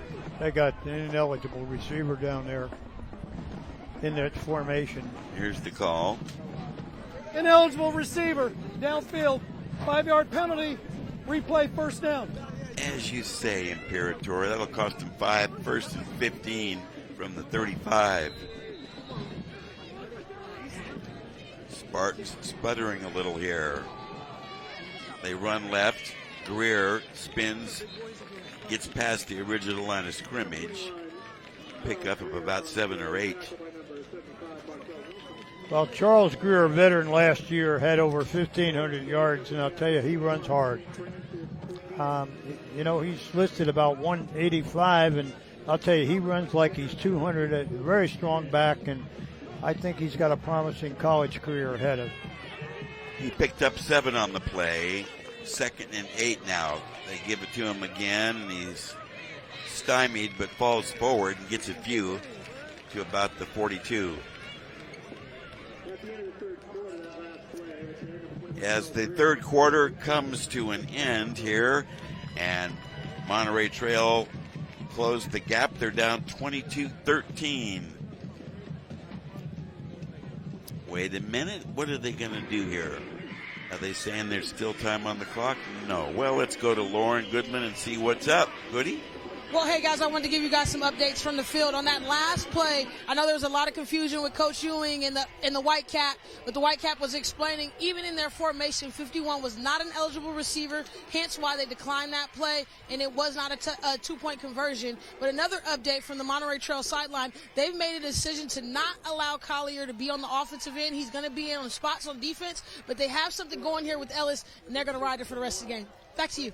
Thanks, Goody. Well, they're doing a nice job giving the football to Ellis, and Collier has played a lot at safety, but tonight has been a stranger to the field, and his appearance can help them. Well, give credit to that Monterey Trail defense. De La Salle has had just 15 plays since the end of the first quarter. And give credit to the Monterey Trail D. Doing the job. Brown, Wilson, Lopez, Donaldson, Paloka, Perkins, and so forth. Monterey Trail with that long drive and coming away with a touchdown, but unfortunately a special PAT got a play dead ball, for 2 false was start no good. on the offense. 5-yard penalty, still third down. This somewhat unproven Spartan ball club unraveling a little bit here and there. Yes, they are. They're showing their some of their inexperience in here, and Monterey Trail is really getting off the football. That's a great play in there, and Monterey Trail is really fired up. They are playing inspired football right now despite the early deficit. 4th and 10. Here's another look.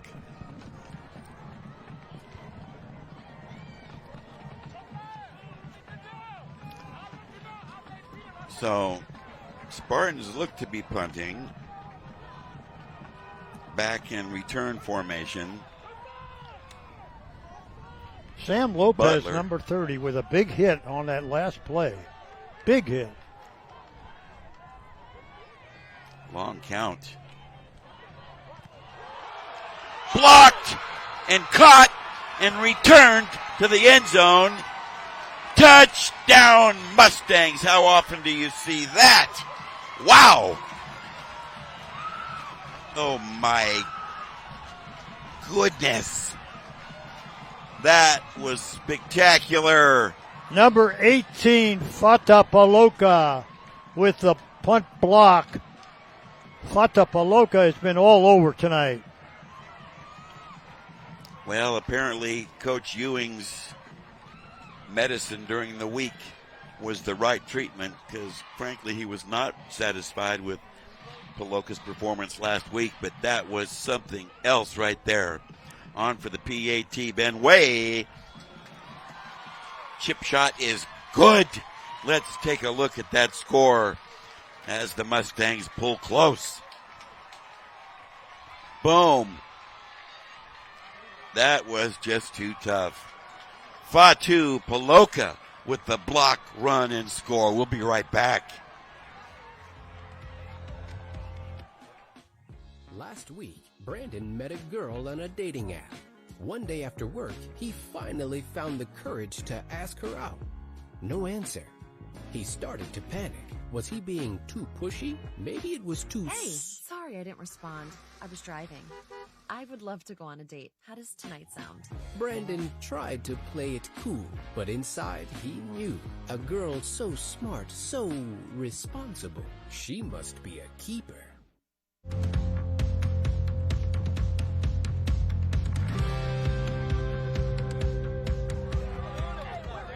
Well, this stadium is buzzing right now with excitement.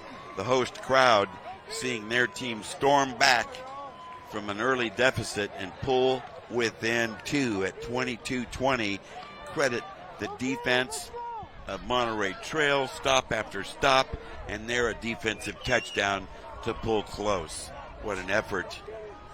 Inspired running by Ellis and Navarro and Tough D. We got ourselves a great game, 22-20.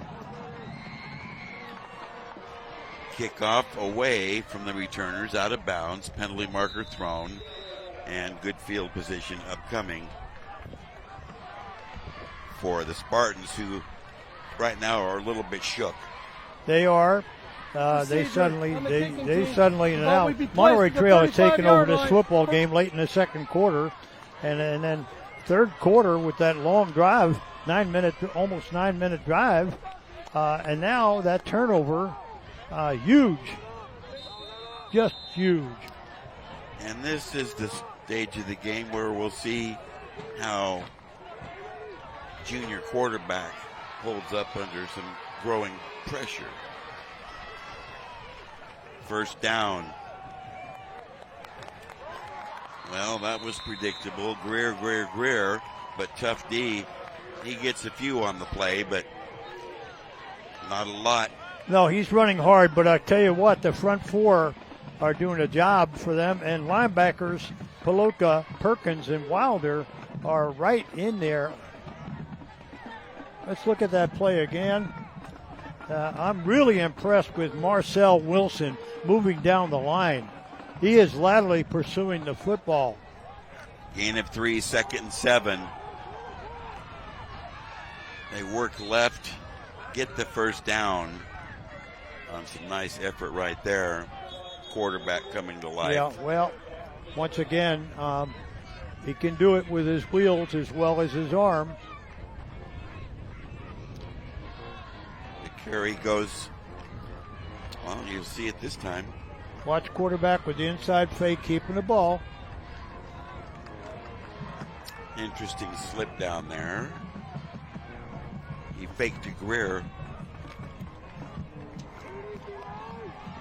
So to 1st and 10 from the De La Salle 45. Early in the fourth, a 2-point game. They pitch left. A good gain. A big gain down the sideline for big yardage into Monterey Trail territory. You see Greer. You can see why he was all Peninsula All Coast there. Number 21. 17-yard run. There was a lot of defensive traffic over there, but he turned the corner and found the hole right there. He's running with reckless abandon right now. 1st and 10 from the 38.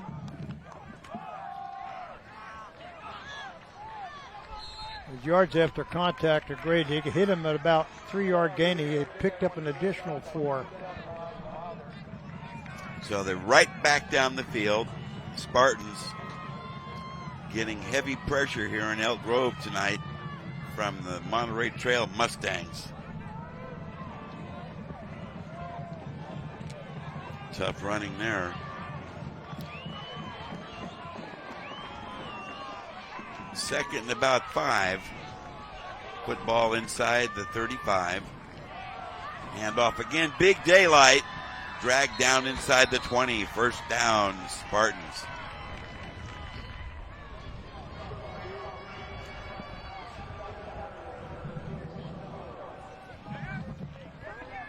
Well, it's clear that Blanche had that first half touchdown, but it's been Greer. Well, yeah, they're going to the bank with Greer here now. First and 10 from the Mustang 18-yard line into the red zone are the Spartans. Hold on to yourselves. But whistle and an apparent timeout taken by Monterey Trail to talk it over. We'll be right back after this short timeout.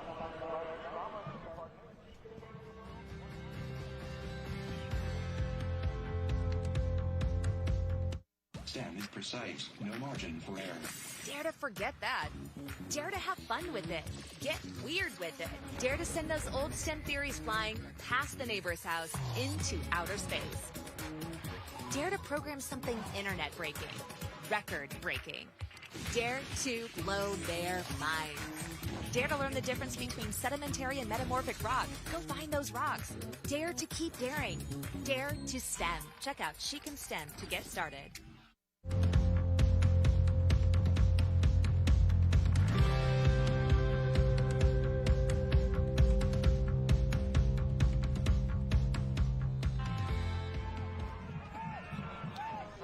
Okay, from the 18-yard line, a first down for the Spartans. Let's see what they got up their sleeves. Turn and give. Oh, my goodness. He tried to go wide and got chopped. Good low tackle right there. Well, they took advantage of the fake to Greer, because Greer has been carrying the football here 11 times for 89 yards, all in the second half. They gained 4 on the play. They're just inside the 15-yard line. Second down. Inside running again. Tough running. Boy, oh boy. He's Greer, inside the 5. He's on a mission. Yes, he is. Got over 100 yards, I believe, with that carry.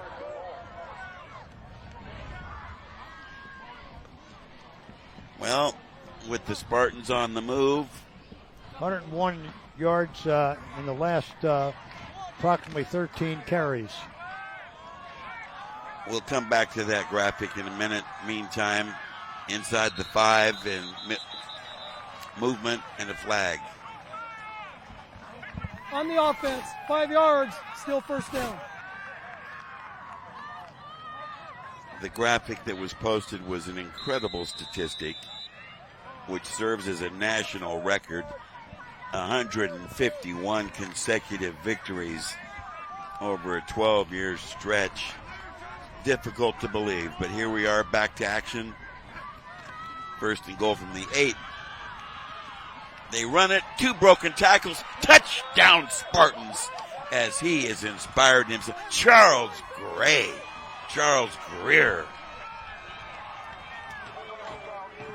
Well, there are a lot of Spartans celebrating with him in the end zone, because talk about effort beyond effort. He is definitely on a mission, picking up all kind of yards after contact. So they stretch back out a little bit, 28-20, appearing to go for the standard PAT kick, where they have failed twice tonight. Well, he had one blocked. And then a low snap and bad spot. That one's on the way. Got it. At the 7:09, midway fourth, Spartans stretch out. 29-20. We'll be right back.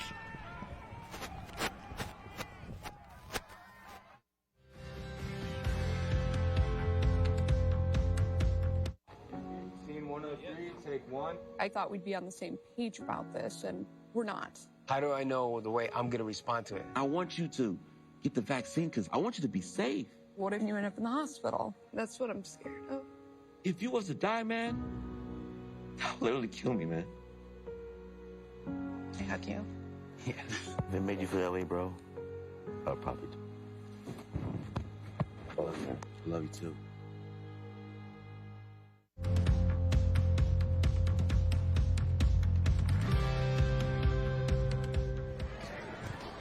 Well, 2 heavyweights trading punches here in Elk Grove. Early salvos by the Spartans gave them the early lead that they have held the entire way. But Mustangs fighting back, pulled within 2. Now back to a 9-point deficit after that impressive drive. The long kickoff out of bounds. And it looks like it'll be pretty good field position on the penalty. Well, with 7:09 remaining on the clock here, De La Salle Spartans go 8 plays, 65 yards, and 3:51 to pick up now on a 9-point lead. So they'll get the football at the 35. A nice spot to start your drive from after the bad kickoff. Well, it is. It's going to take 2 possessions for the Mustangs to come back now, being down 9. Okay. 7:09. Time becoming a factor. Let's see about the passing attack. Wow, that play got stuffed.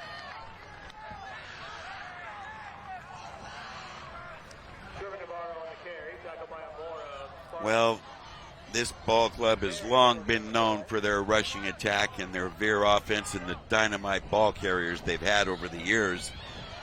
Drake Tophy really gained prominence when they became a winning program, and there's a few of the others. We'll come back to that too because they deserve it. Meantime, second down.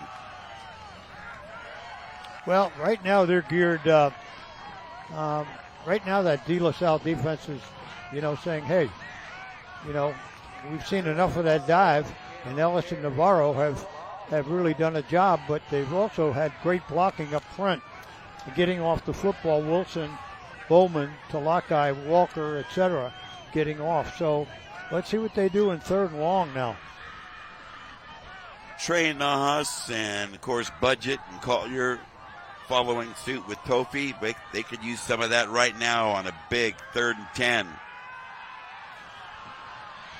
Pass broken up, maybe intercepted. Looks like an interception. Ball is short. Well short. Ball was short. Turnover number 3, second interception, and that drive fizzles fast. Let's take a look at the halfback pass by Ellis. Underthrown. Intended for Paloka. We always see one of those every game. Yeah. That was the spot for it. It got picked off, though. So, first down for the Spartans. Quick line surge. Here he comes again. Quick feet into the secondary. About an 18-yard run. Well, Greer. That's what you're going to see. He has had 108 prior to that, and add to it. If we see the tail end of that play, Miller got leveled strong by Flanagan. I mean, he got pancaked out away from the play. And that might be what Coach Ewing is speaking of right now. But way away from the play. Miller wondered what fell on him.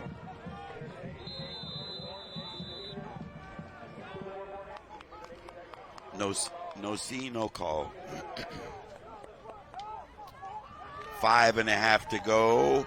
Time getting tight. 1st and 10 from the 49. Turn and give. Turn the corner. Greer finding the daylight. Spinning for more. What a play. He has just taken over the game. Will, he has taken over the game. From an offensive view, he has over 120 yards. Amazing. Having only played a quarter and a half.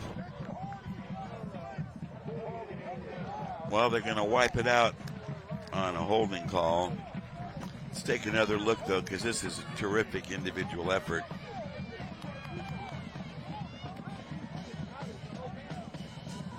Arm tackles will not get it done. Okay, call to action. 5:11, clock rolling. 29-20. De La Salle up 9.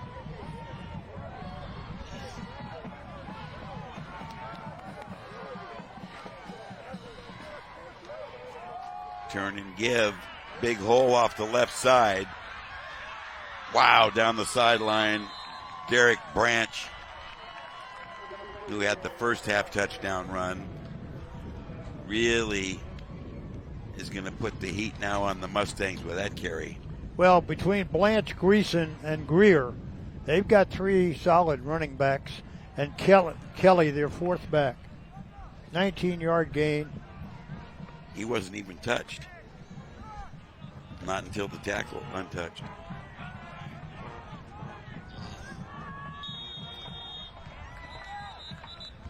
Okay, whistle stops play. Ewing out onto the field. It's a Monterey Trail timeout number 2. 1 left. It comes at the 4:47 mark.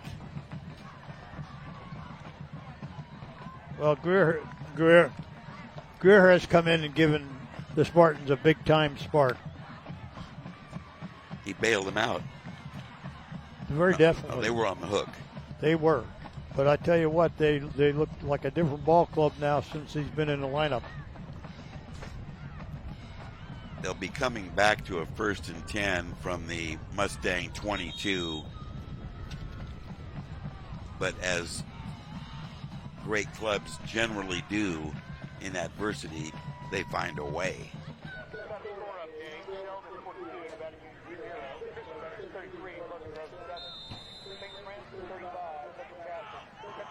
Okay, so they break huddle with a 1st and 10.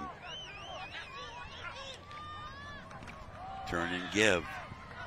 Big opening off the left side. And a first down carry and a whole lot more deep red zone location now for the Spartans. Blanche running hard now.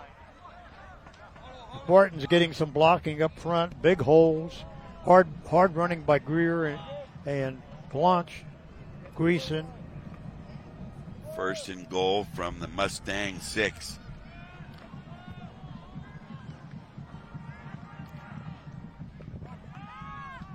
Okay, here's the other half of that tailback tandem. Not a bad looking run. Okay, quick snap, turn and give. Not this time. He got stood up, shoved back, and dropped. Sam Lopez, the first to get there.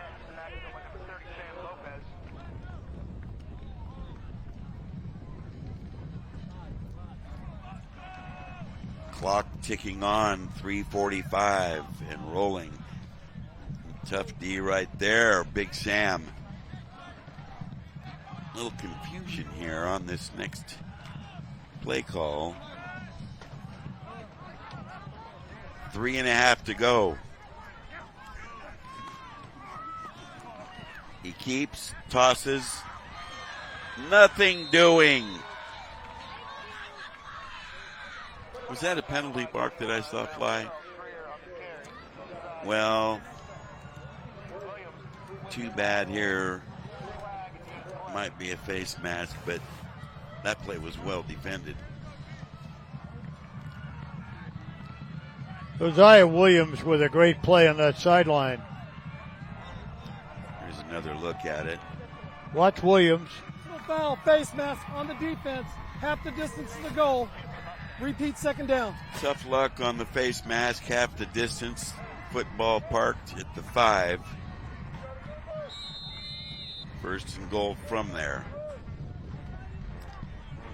The Spartans, De La Salle conquered, trying to get a cushion here with another score after being pressured here in the second half. Not quite to the goal line. Tough interior blocking.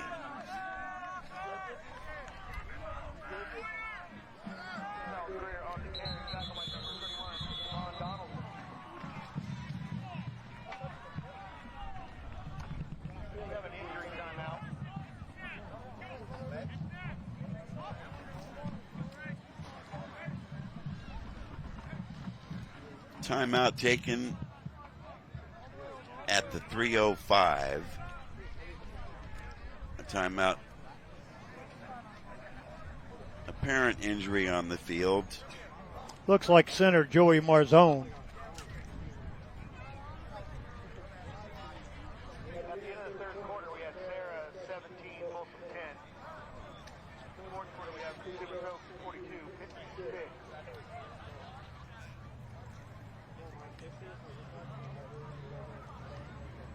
So being attended to in the end zone. Certainly hope that's nothing serious of any kind.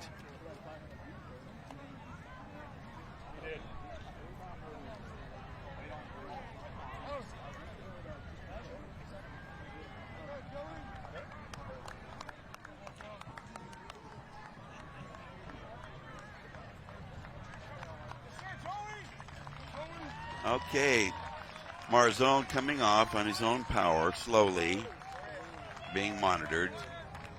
Don't know the nature of the shakeup there, but happy to see him on his feet.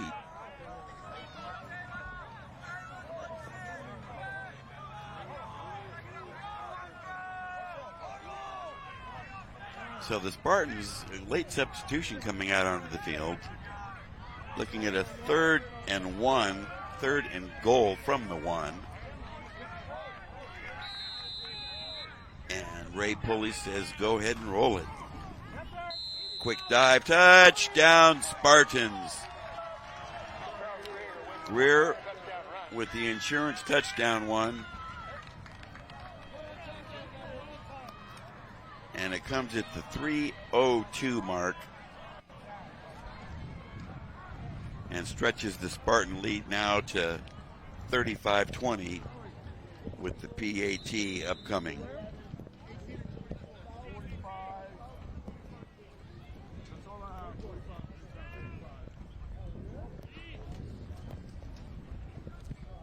On the way and got it. Another look at the insurance touchdown. Greer pounds it in there. Penalty marker down. We'll wait and see about the nature of it, though.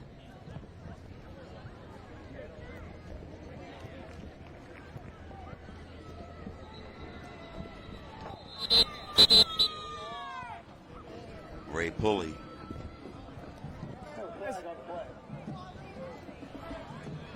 Hurdling on the defense.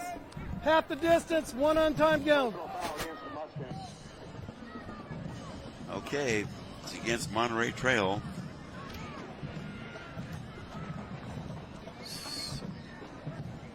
So are they taking the point off the board or no? Well, that's one untimed down, so I think it's... Try is good. The 15 yards will be enforced on the kickoff. Okay, make it 36-20. A splendid idea.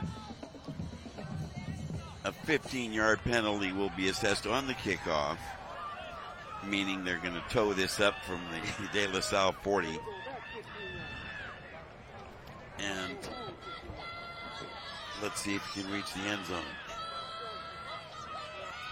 The Spartans started this game with an onside kick and recovered it to set up the first scoring drive and take the lead early on and hold the lead. Here's the walk-off all the way now to the Mustang 45. You think they're close enough? Yeah, I think so. He'll put it in the end zone. I'd be surprised he doesn't put it in the end zone. Oh, yeah, it's a field goal. Almost. So the touchback will bring it out, and the Mustangs will have 3:02.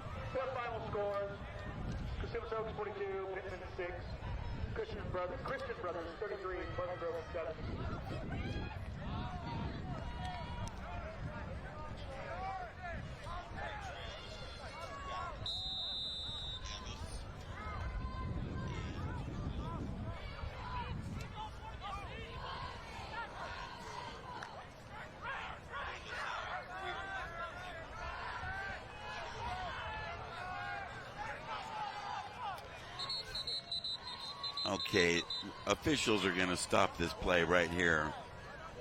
A timeout, evidently. Well, I won't bother to try to figure that out.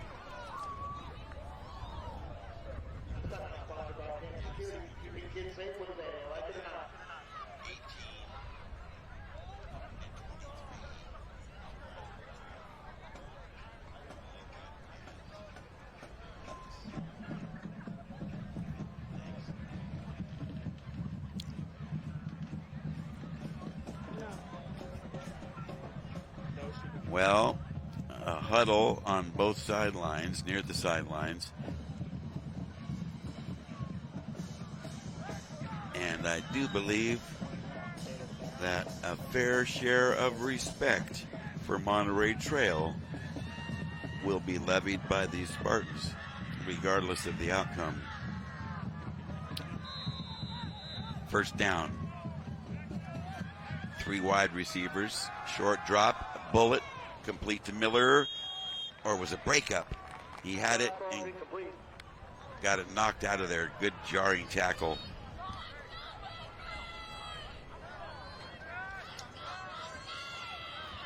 Now they've got everything covered in the secondary.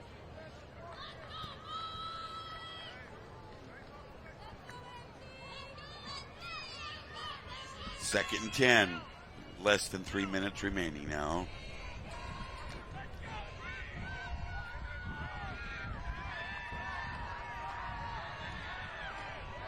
Same formation, 3 wide receivers, 2 to the right. Deeper drop, right side bullet, a hook up and a first down, and a step away for an additional 8 yards.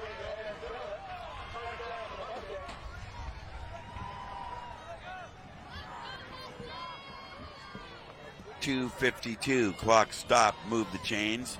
That's why. Phillips had the grab, and he's been a stranger tonight. Deep throw, sideline, a diving try.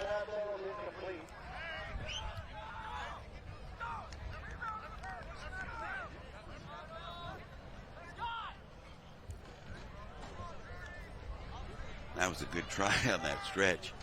A little bit more air underneath it would have helped.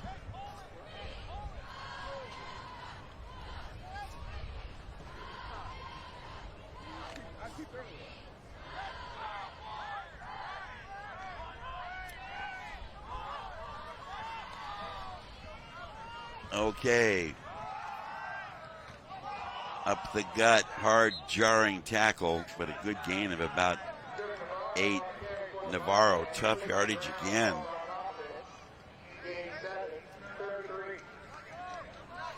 No huddle, hurry up offense, 2:20 to go, clock rolling.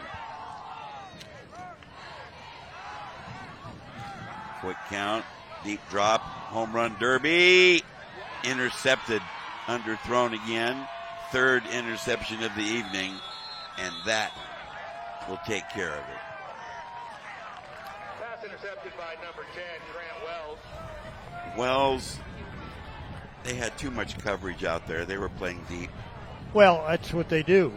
Again, in a situation like that, they're dropping at least 7. Let's take another look at the coverage out here. Yeah. Well, we said that before. You're throwing in a coverage. You got 7 people dropped in the zone. 2:04 to go. Let's see how the Spartans decide to play the string out.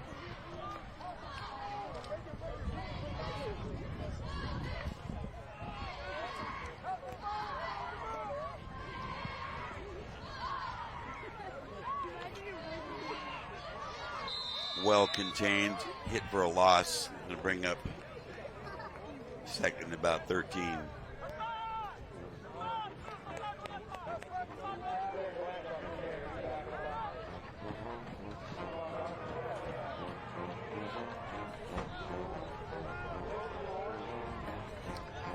Well, I have to give credit to the Spartans. Showed plenty of mettle with a lot of new faces in those starting positions after the heavy graduation. and credit to T.J. Ewing's Mustangs in all regards. Well, certainly they gained the respect of a lot of people, not just the home people, but those sitting on the far side, visitors, Spartans, have got to also be impressed. We're from Monterey Trail here, and so again, these hometown fans ought to be very proud of this team. Yes, they're 0-2, but I can tell you, having faced Folsom and De La Salle, two giants, and then to come back off that loss up at Folsom and show really a lot of courage, etc. And tonight, TJ, the school, the fans are going to have to be very proud of that. No question. And further discussion is certainly the topics of situations here and there that could have made things a lot different. Little opportunities. Yeah. Well, as we always do at the conclusion of our ball game, we have selected and will interview players of the game. So don't want to miss that. Lauren Goodman will do the honors. We'll hold you in a bit of suspense until we round up those players, and then we can divulge the identities of some of the stars in tonight's game. Well, he fakes it and runs it and dropped. This will take us under a minute. We got a new QB into the football game. Yes, we have Toa Felavahi now at quarterback, the left-hander. And we watched him throw during the pregame, and he threw the ball pretty good. Left-hander Tua Fa'avahi.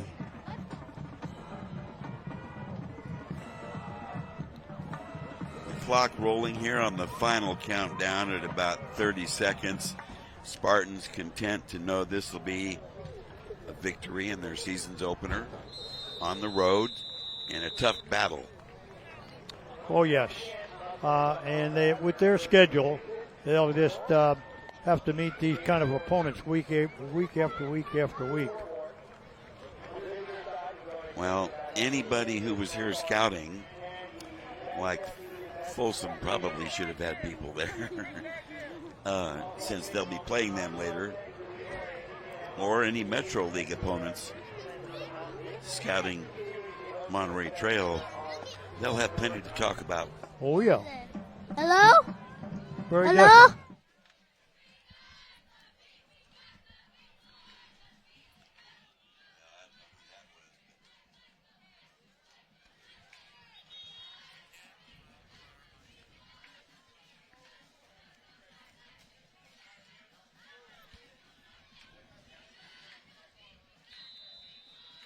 Okay, up to the line come the Spartans with 24 seconds to go. Possibly the final play. Let's see what they want to do with it. A quick kick punt. A bounder fielded and returned. Spirited run back of about 30 yards. Nice wheels right there. Butler. And with 12 seconds left, finishing touches being placed on the outcome of this game. And I got to believe that a fair measure of satisfaction on both sides in tonight's hard-fought contest. I do know that the intensity of tonight's game reached its peak at 22-20 after the Paloka block punt and TD return. Okay, up to the line come the Mustangs.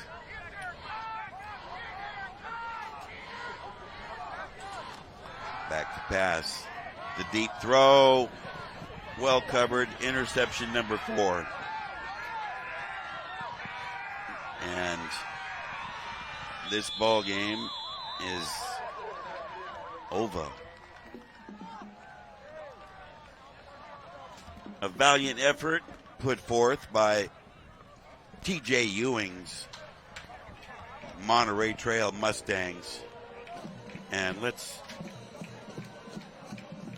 notice here the handshake line and see what kind of sportsmanship we have in a very hard-fought ball game between the teams coached by two veteran coaches who know each other well.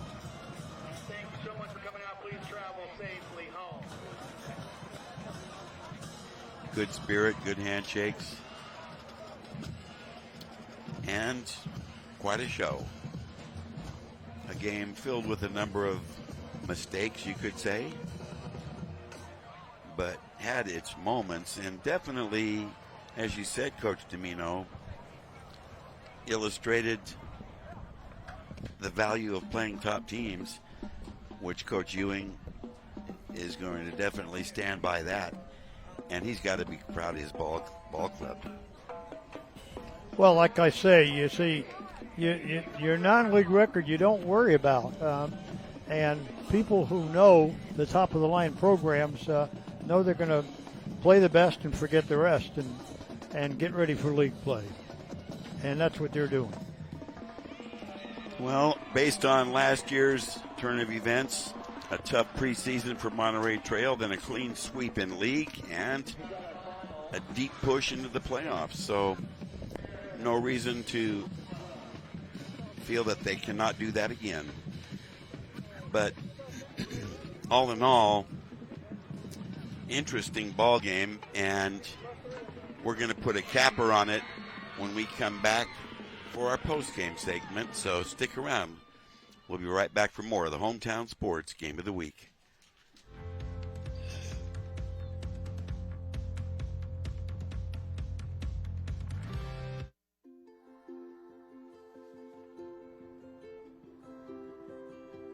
To Sofia and Gabriel, mis flores, my little flowers. Even though these old knees can't follow on your adventure to the forest today, these flowers represent my love, so you can take me with you wherever you go, near or far. These stitches and threads join us together. Me, your mother, and both of you. And wherever you see a flower, a bird, a beautiful tree, know that my love is with you as you bring our colorful stories to the world. Make the forest part of your story at a park near you. Find one at discovertheforest.org. If I could be you, and you could be me for just 1 hour. If we could find a way to get inside each other's minds.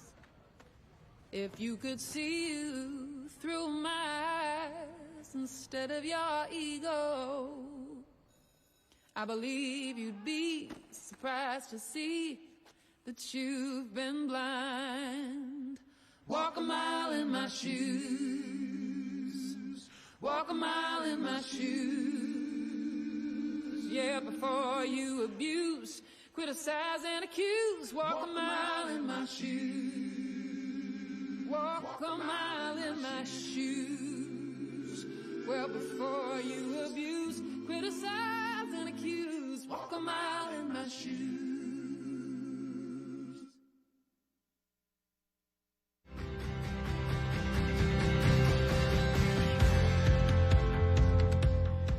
The verdict is in and the decision is final this evening in Elk Grove at Monterey Trail High School, where tonight the area was treated to the appearance of one of the elite teams that has dominated football play over the past few decades as the De La Salle Spartans came rolling into Elk Grove to face T.J. Ewing's Monterey Trail Mustangs. It was a wild one, a hard-hitting game. In the end, however, it was a victory for De La Salle, but not without a fight. And let's take a look at the 36-20 there, the final, but let's see the graphic here for our players of the game that Lauren will be interviewing here momentarily. Charles Greer with a couple of touchdown runs and a brilliant second half that lifted his team into a victory. 130 yards and 2 TDs rushing for Greer, and Paloka and Ellis played like giants tonight for the Mustangs. We'll bring you up on their stats later. Lauren, you got some real fine ball players down there, Goody. I definitely do. The crowd is filled up, and you know how the mobility is tonight, but we're going to start here with Greer. You had an amazing second half, just burst it out. What was the conversation like at halftime? What did Coach talk to you about? I mean, all he was saying is get ready. I mean, it was a pretty close game. He was telling me to get ready and get warm. He's like, this is your time right now. You need to go out and have a hard game. Now, their defense wasn't easy to get through. What were you seeing out there on the field that allowed you to kind of cut back and get up and then turn it up on the touchdown end? I see a lot of over-pursuing. So when I see a lot of over-pursuing, obviously, I guess they're respecting my speed. So, I mean, I see a cutback every time they're over-pursuing, so I just cut back. Now, I know you guys want to make a statement. It's been kind of a headhunt since 7-on-7 season. You guys seem extremely focused. What are some things that you guys want to really work on this season and kind of amp this thing up? I mean, one of the biggest things, we want to be the most conditioned and the most physical team in California, off bat. I mean, we're the most physical, most disciplined, most conditioned. I mean, we can win state. Sounds great, man. Great game today. Congratulations. Now, I got a double load. Let me get all my guys in from Monterey Trail. Now, let's start on the offensive end, man. You played extremely well. Difference from what we saw last week. What was it for you coming into this game? What did you want to prove? Just prove my energy. Come to my team, prove to my team that I can run the ball. But it's all about keeping the energy. Keep the team positive on every aspect of the game. Nah, but they weren't easy to get through. That defensive line was extremely tough. They kept giving you the ball. You kept grounding and pounding, really running the ball hard. What were you seeing on the field that was allowing you kind of get up? And then that last touchdown in the third quarter really changed the game. I saw my lineman. My lineman opened up everything for me. Without my lineman, I wouldn't be nowhere right now. It all comes down to them. They open a hole for me. I burst through them. And we work a lot on breaking arm tackles. So you can't get tackled by one guy. You got to keep pushing, keep moving your feet. Now, you guys played two of NorCal's best teams out here. What does that say to your team? You guys have been fighting through, but what are you guys trying to build as character-wise with this group? We're ballers. We're all competitive. We all love the game. Every single one of us. Competitive. We all have love for the game. I love it, man. Great game today. Thank you for being our player of the game. Now, on the other side, I had an explosive block in there, really getting physical on the defensive side, not as much on the offense, but what were you doing defensively, just trying to disrupt them? Just throw my body in there, see what it do. That's all it is. Now, you guys had a tough game last week as well. More offense from you. So what have you kind of seen in these first 2 weeks for your game to kind of balance out what you can bring to this Mustang team? Develop what we could do with me and the quarterback and the line, see where I can fit, see what I can do best. That's all it is. We're still working on it. Now, I know Coach Ewing has a lot of expectations from you guys as seniors. What are something as a senior leader for this group? What do you want to bring out of this group, and what do you want to finish with at the end of the season? I want to show the sophomores and juniors who play every game like it's the last. You don't know what happened next. You might not even play this big team next year. So you gotta just play. Sounds great. Well, that's from the Mustangs here, Will. We having a lot of fun on the sideline. Back to you guys. Well, thanks, Goody. If Coach Ewing is still nearby, get a comment from him. Otherwise, nice interviews by two ball players that really put it all out there on the field tonight. Coach Domino, it was clear that they were inspired and lifted to play their finest game after probably realizing that they had not done that the week before. But tonight, a different story. Whole different story. This Monterey Trail Ball Club really brought it and gained the respect of everybody at this football game, including De La Salle and their fans. So, final score 36-20, but believe me, Monterey Trail was in this game, and particularly from the second quarter on, they showed a lot of class, a lot of fight. They showed what their school and their coaches have, trained them for. They came back strong mentally, physically, and gave an account of themselves after coming off a loss. And coming off adversity like that, proving themselves, hey, we can play at a higher level, and we will tonight. When Coach Ewing was interviewed at the half at 22-7 and they had given up that touchdown he talked about that gave him that cushion, you could see he was emotionally invested and complimented his team for playing so hard. When they came out in the second half, that was a carryover. It would have been fun to hear what was said in the locker room there, but they believe, and the motivation is tremendous there with Coach Ewing and his staff. So tonight, it's a 36-20 De La Salle victory over Monterey Trail. The Spartans winning a toughie, but the Mustangs distinguishing themselves as having a quality ball club that is ready to play anybody. Next week we have something else for you, as we generally do. That's why we call it Game of the Week. And looky here, Coach Domino. We're going to travel up to Granite Bay and see the Grizzlies play host to the Vista Del Lago Eagles, and maybe even get a chat with Smokin' Joe Catolico. Well, Smokin' Joe has been at Sheldon High, has been at Pleasant Grove, and wherever he's been, I believe he had a brief stay in one of the Roseville schools as well prior to move to Granite Bay. Joe and his staff were a class act. They always have been. They are outstanding coaches, and believe me, his kids will be ready to play. They're well coached, well trained, in good condition. Vista Del Lago program has been on the upswing for years, and going on the road up at Granite Bay, that should be a great non-league matchup. Yes, it will, and we'll be happy to be there. Now, the final stats have been compiled. Bimmer on the ball again. Rob Bimson putting it together, and by the numbers, what have we got, Coach? Well, as you look at there, the totals, rushing yards obviously are in the favor of De La Salle, 262 to 141. They gained more rushing yards in the second half, particularly when Greer came into the ball game. When Greer came into the game, suddenly their rushing game rocketed. Passing down yardage, both pretty low, 78. Total offense, 340, 249. First downs were about equal. Penalties, close to equal. But look, here's where the difference in the ball game lies. Turnovers. If you count the 5 turnovers plus an onside kick, you can see where that led to points for De La Salle. Time of possession, very even. Other than the first quarter, certainly Monterey Trail run game gave account of themselves. And, throwing tonight, De La Salle decided to start, run the football, particularly with Greer. And they only were 5 for 9 passing, 2 touchdowns. Really, they just thought they'd run the football, and plus the fact they were on defense a good portion of the second half.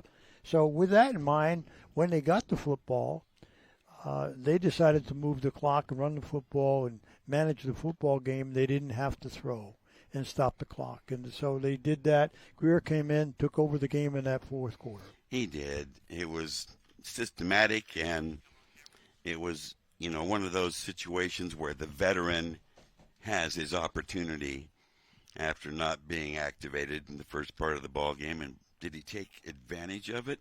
He was fresh, and as he said to Goody in the interview, the over pursuit allowed him to cut back and do those spin moves, but he had quick feet tonight. Well, he has balance. He has the speed. He's got a burst of speed. He's got a change-up speed. He's got moves. And most of all, his yards after contact. And that's from the heart and the desire to get those extra yards after contact. And coaches love that. And that's what separates the great ones sometimes, the yards after contact. And given that category, Ellis and Navarro were yards after contact tonight for Monterey Trail. Without a doubt. We saw running backs run hard tonight, and it included the other backs at De La Salle, too. Let's not forget Blanche and Greason running hard. And Navarro, of course, as you mentioned, Ellis running hard for – it's just part of the characteristic of these two schools. You're going to play running back at at those two places, you better run hard. Use your blockers, yes, but yards after contact is what's going to separate you from normal running backs. Well, both coaches tonight certainly have upbeat feelings in many areas. Coach Allenbaugh on the long ride back to Concord, his team showed the mettle they needed to when they got pressed up to 22-20 and responded, while Coach Ewing, though not fulfilled and satisfied with the outcome, certainly pleased and proud to see his team respond and really show the essence of what Monterey Trail football is all about. And one thing I noticed tonight on both teams, even though it was the first game for De La Salle, the tackling, and particularly open field tackling, was better tonight than the opening that we saw last week up at Folsom. And I think that can be attributed to, they got one more week of practice, and with the rules the way they are today, they're not allowed to hit hardly at all during the week. So tackling is not the way it was, and there's less time to live tackle. And you see that early in this season with a lot of missed tackles. I think week to week now you should see it improve. Well, we are going to watch it week to week, as we do here on the Hometown Sports Game of the Week from Access Sacramento. And that's the way it winds up this evening in Elk Grove here at Monterey Trail High, where the host Mustangs give it a full go, come up short against the top team in Northern California.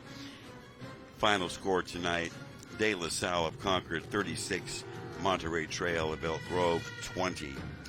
For our game directors, Gary Martin, Kevin Benyon, the Imperator, Hall of Famer Jim Domino, the Bimmer, Rob Bimson, mastering stats, Goody on the field, bringing interviews and updates, our entire Hometown Sports Game of the Week broadcast crew, stellar performances this evening. I'm grateful to you guys. I'm Will James. We thank you for joining us this evening and look forward to the next occasion when we can get together here on the Hometown Sports Game of the Week. So long, everyone.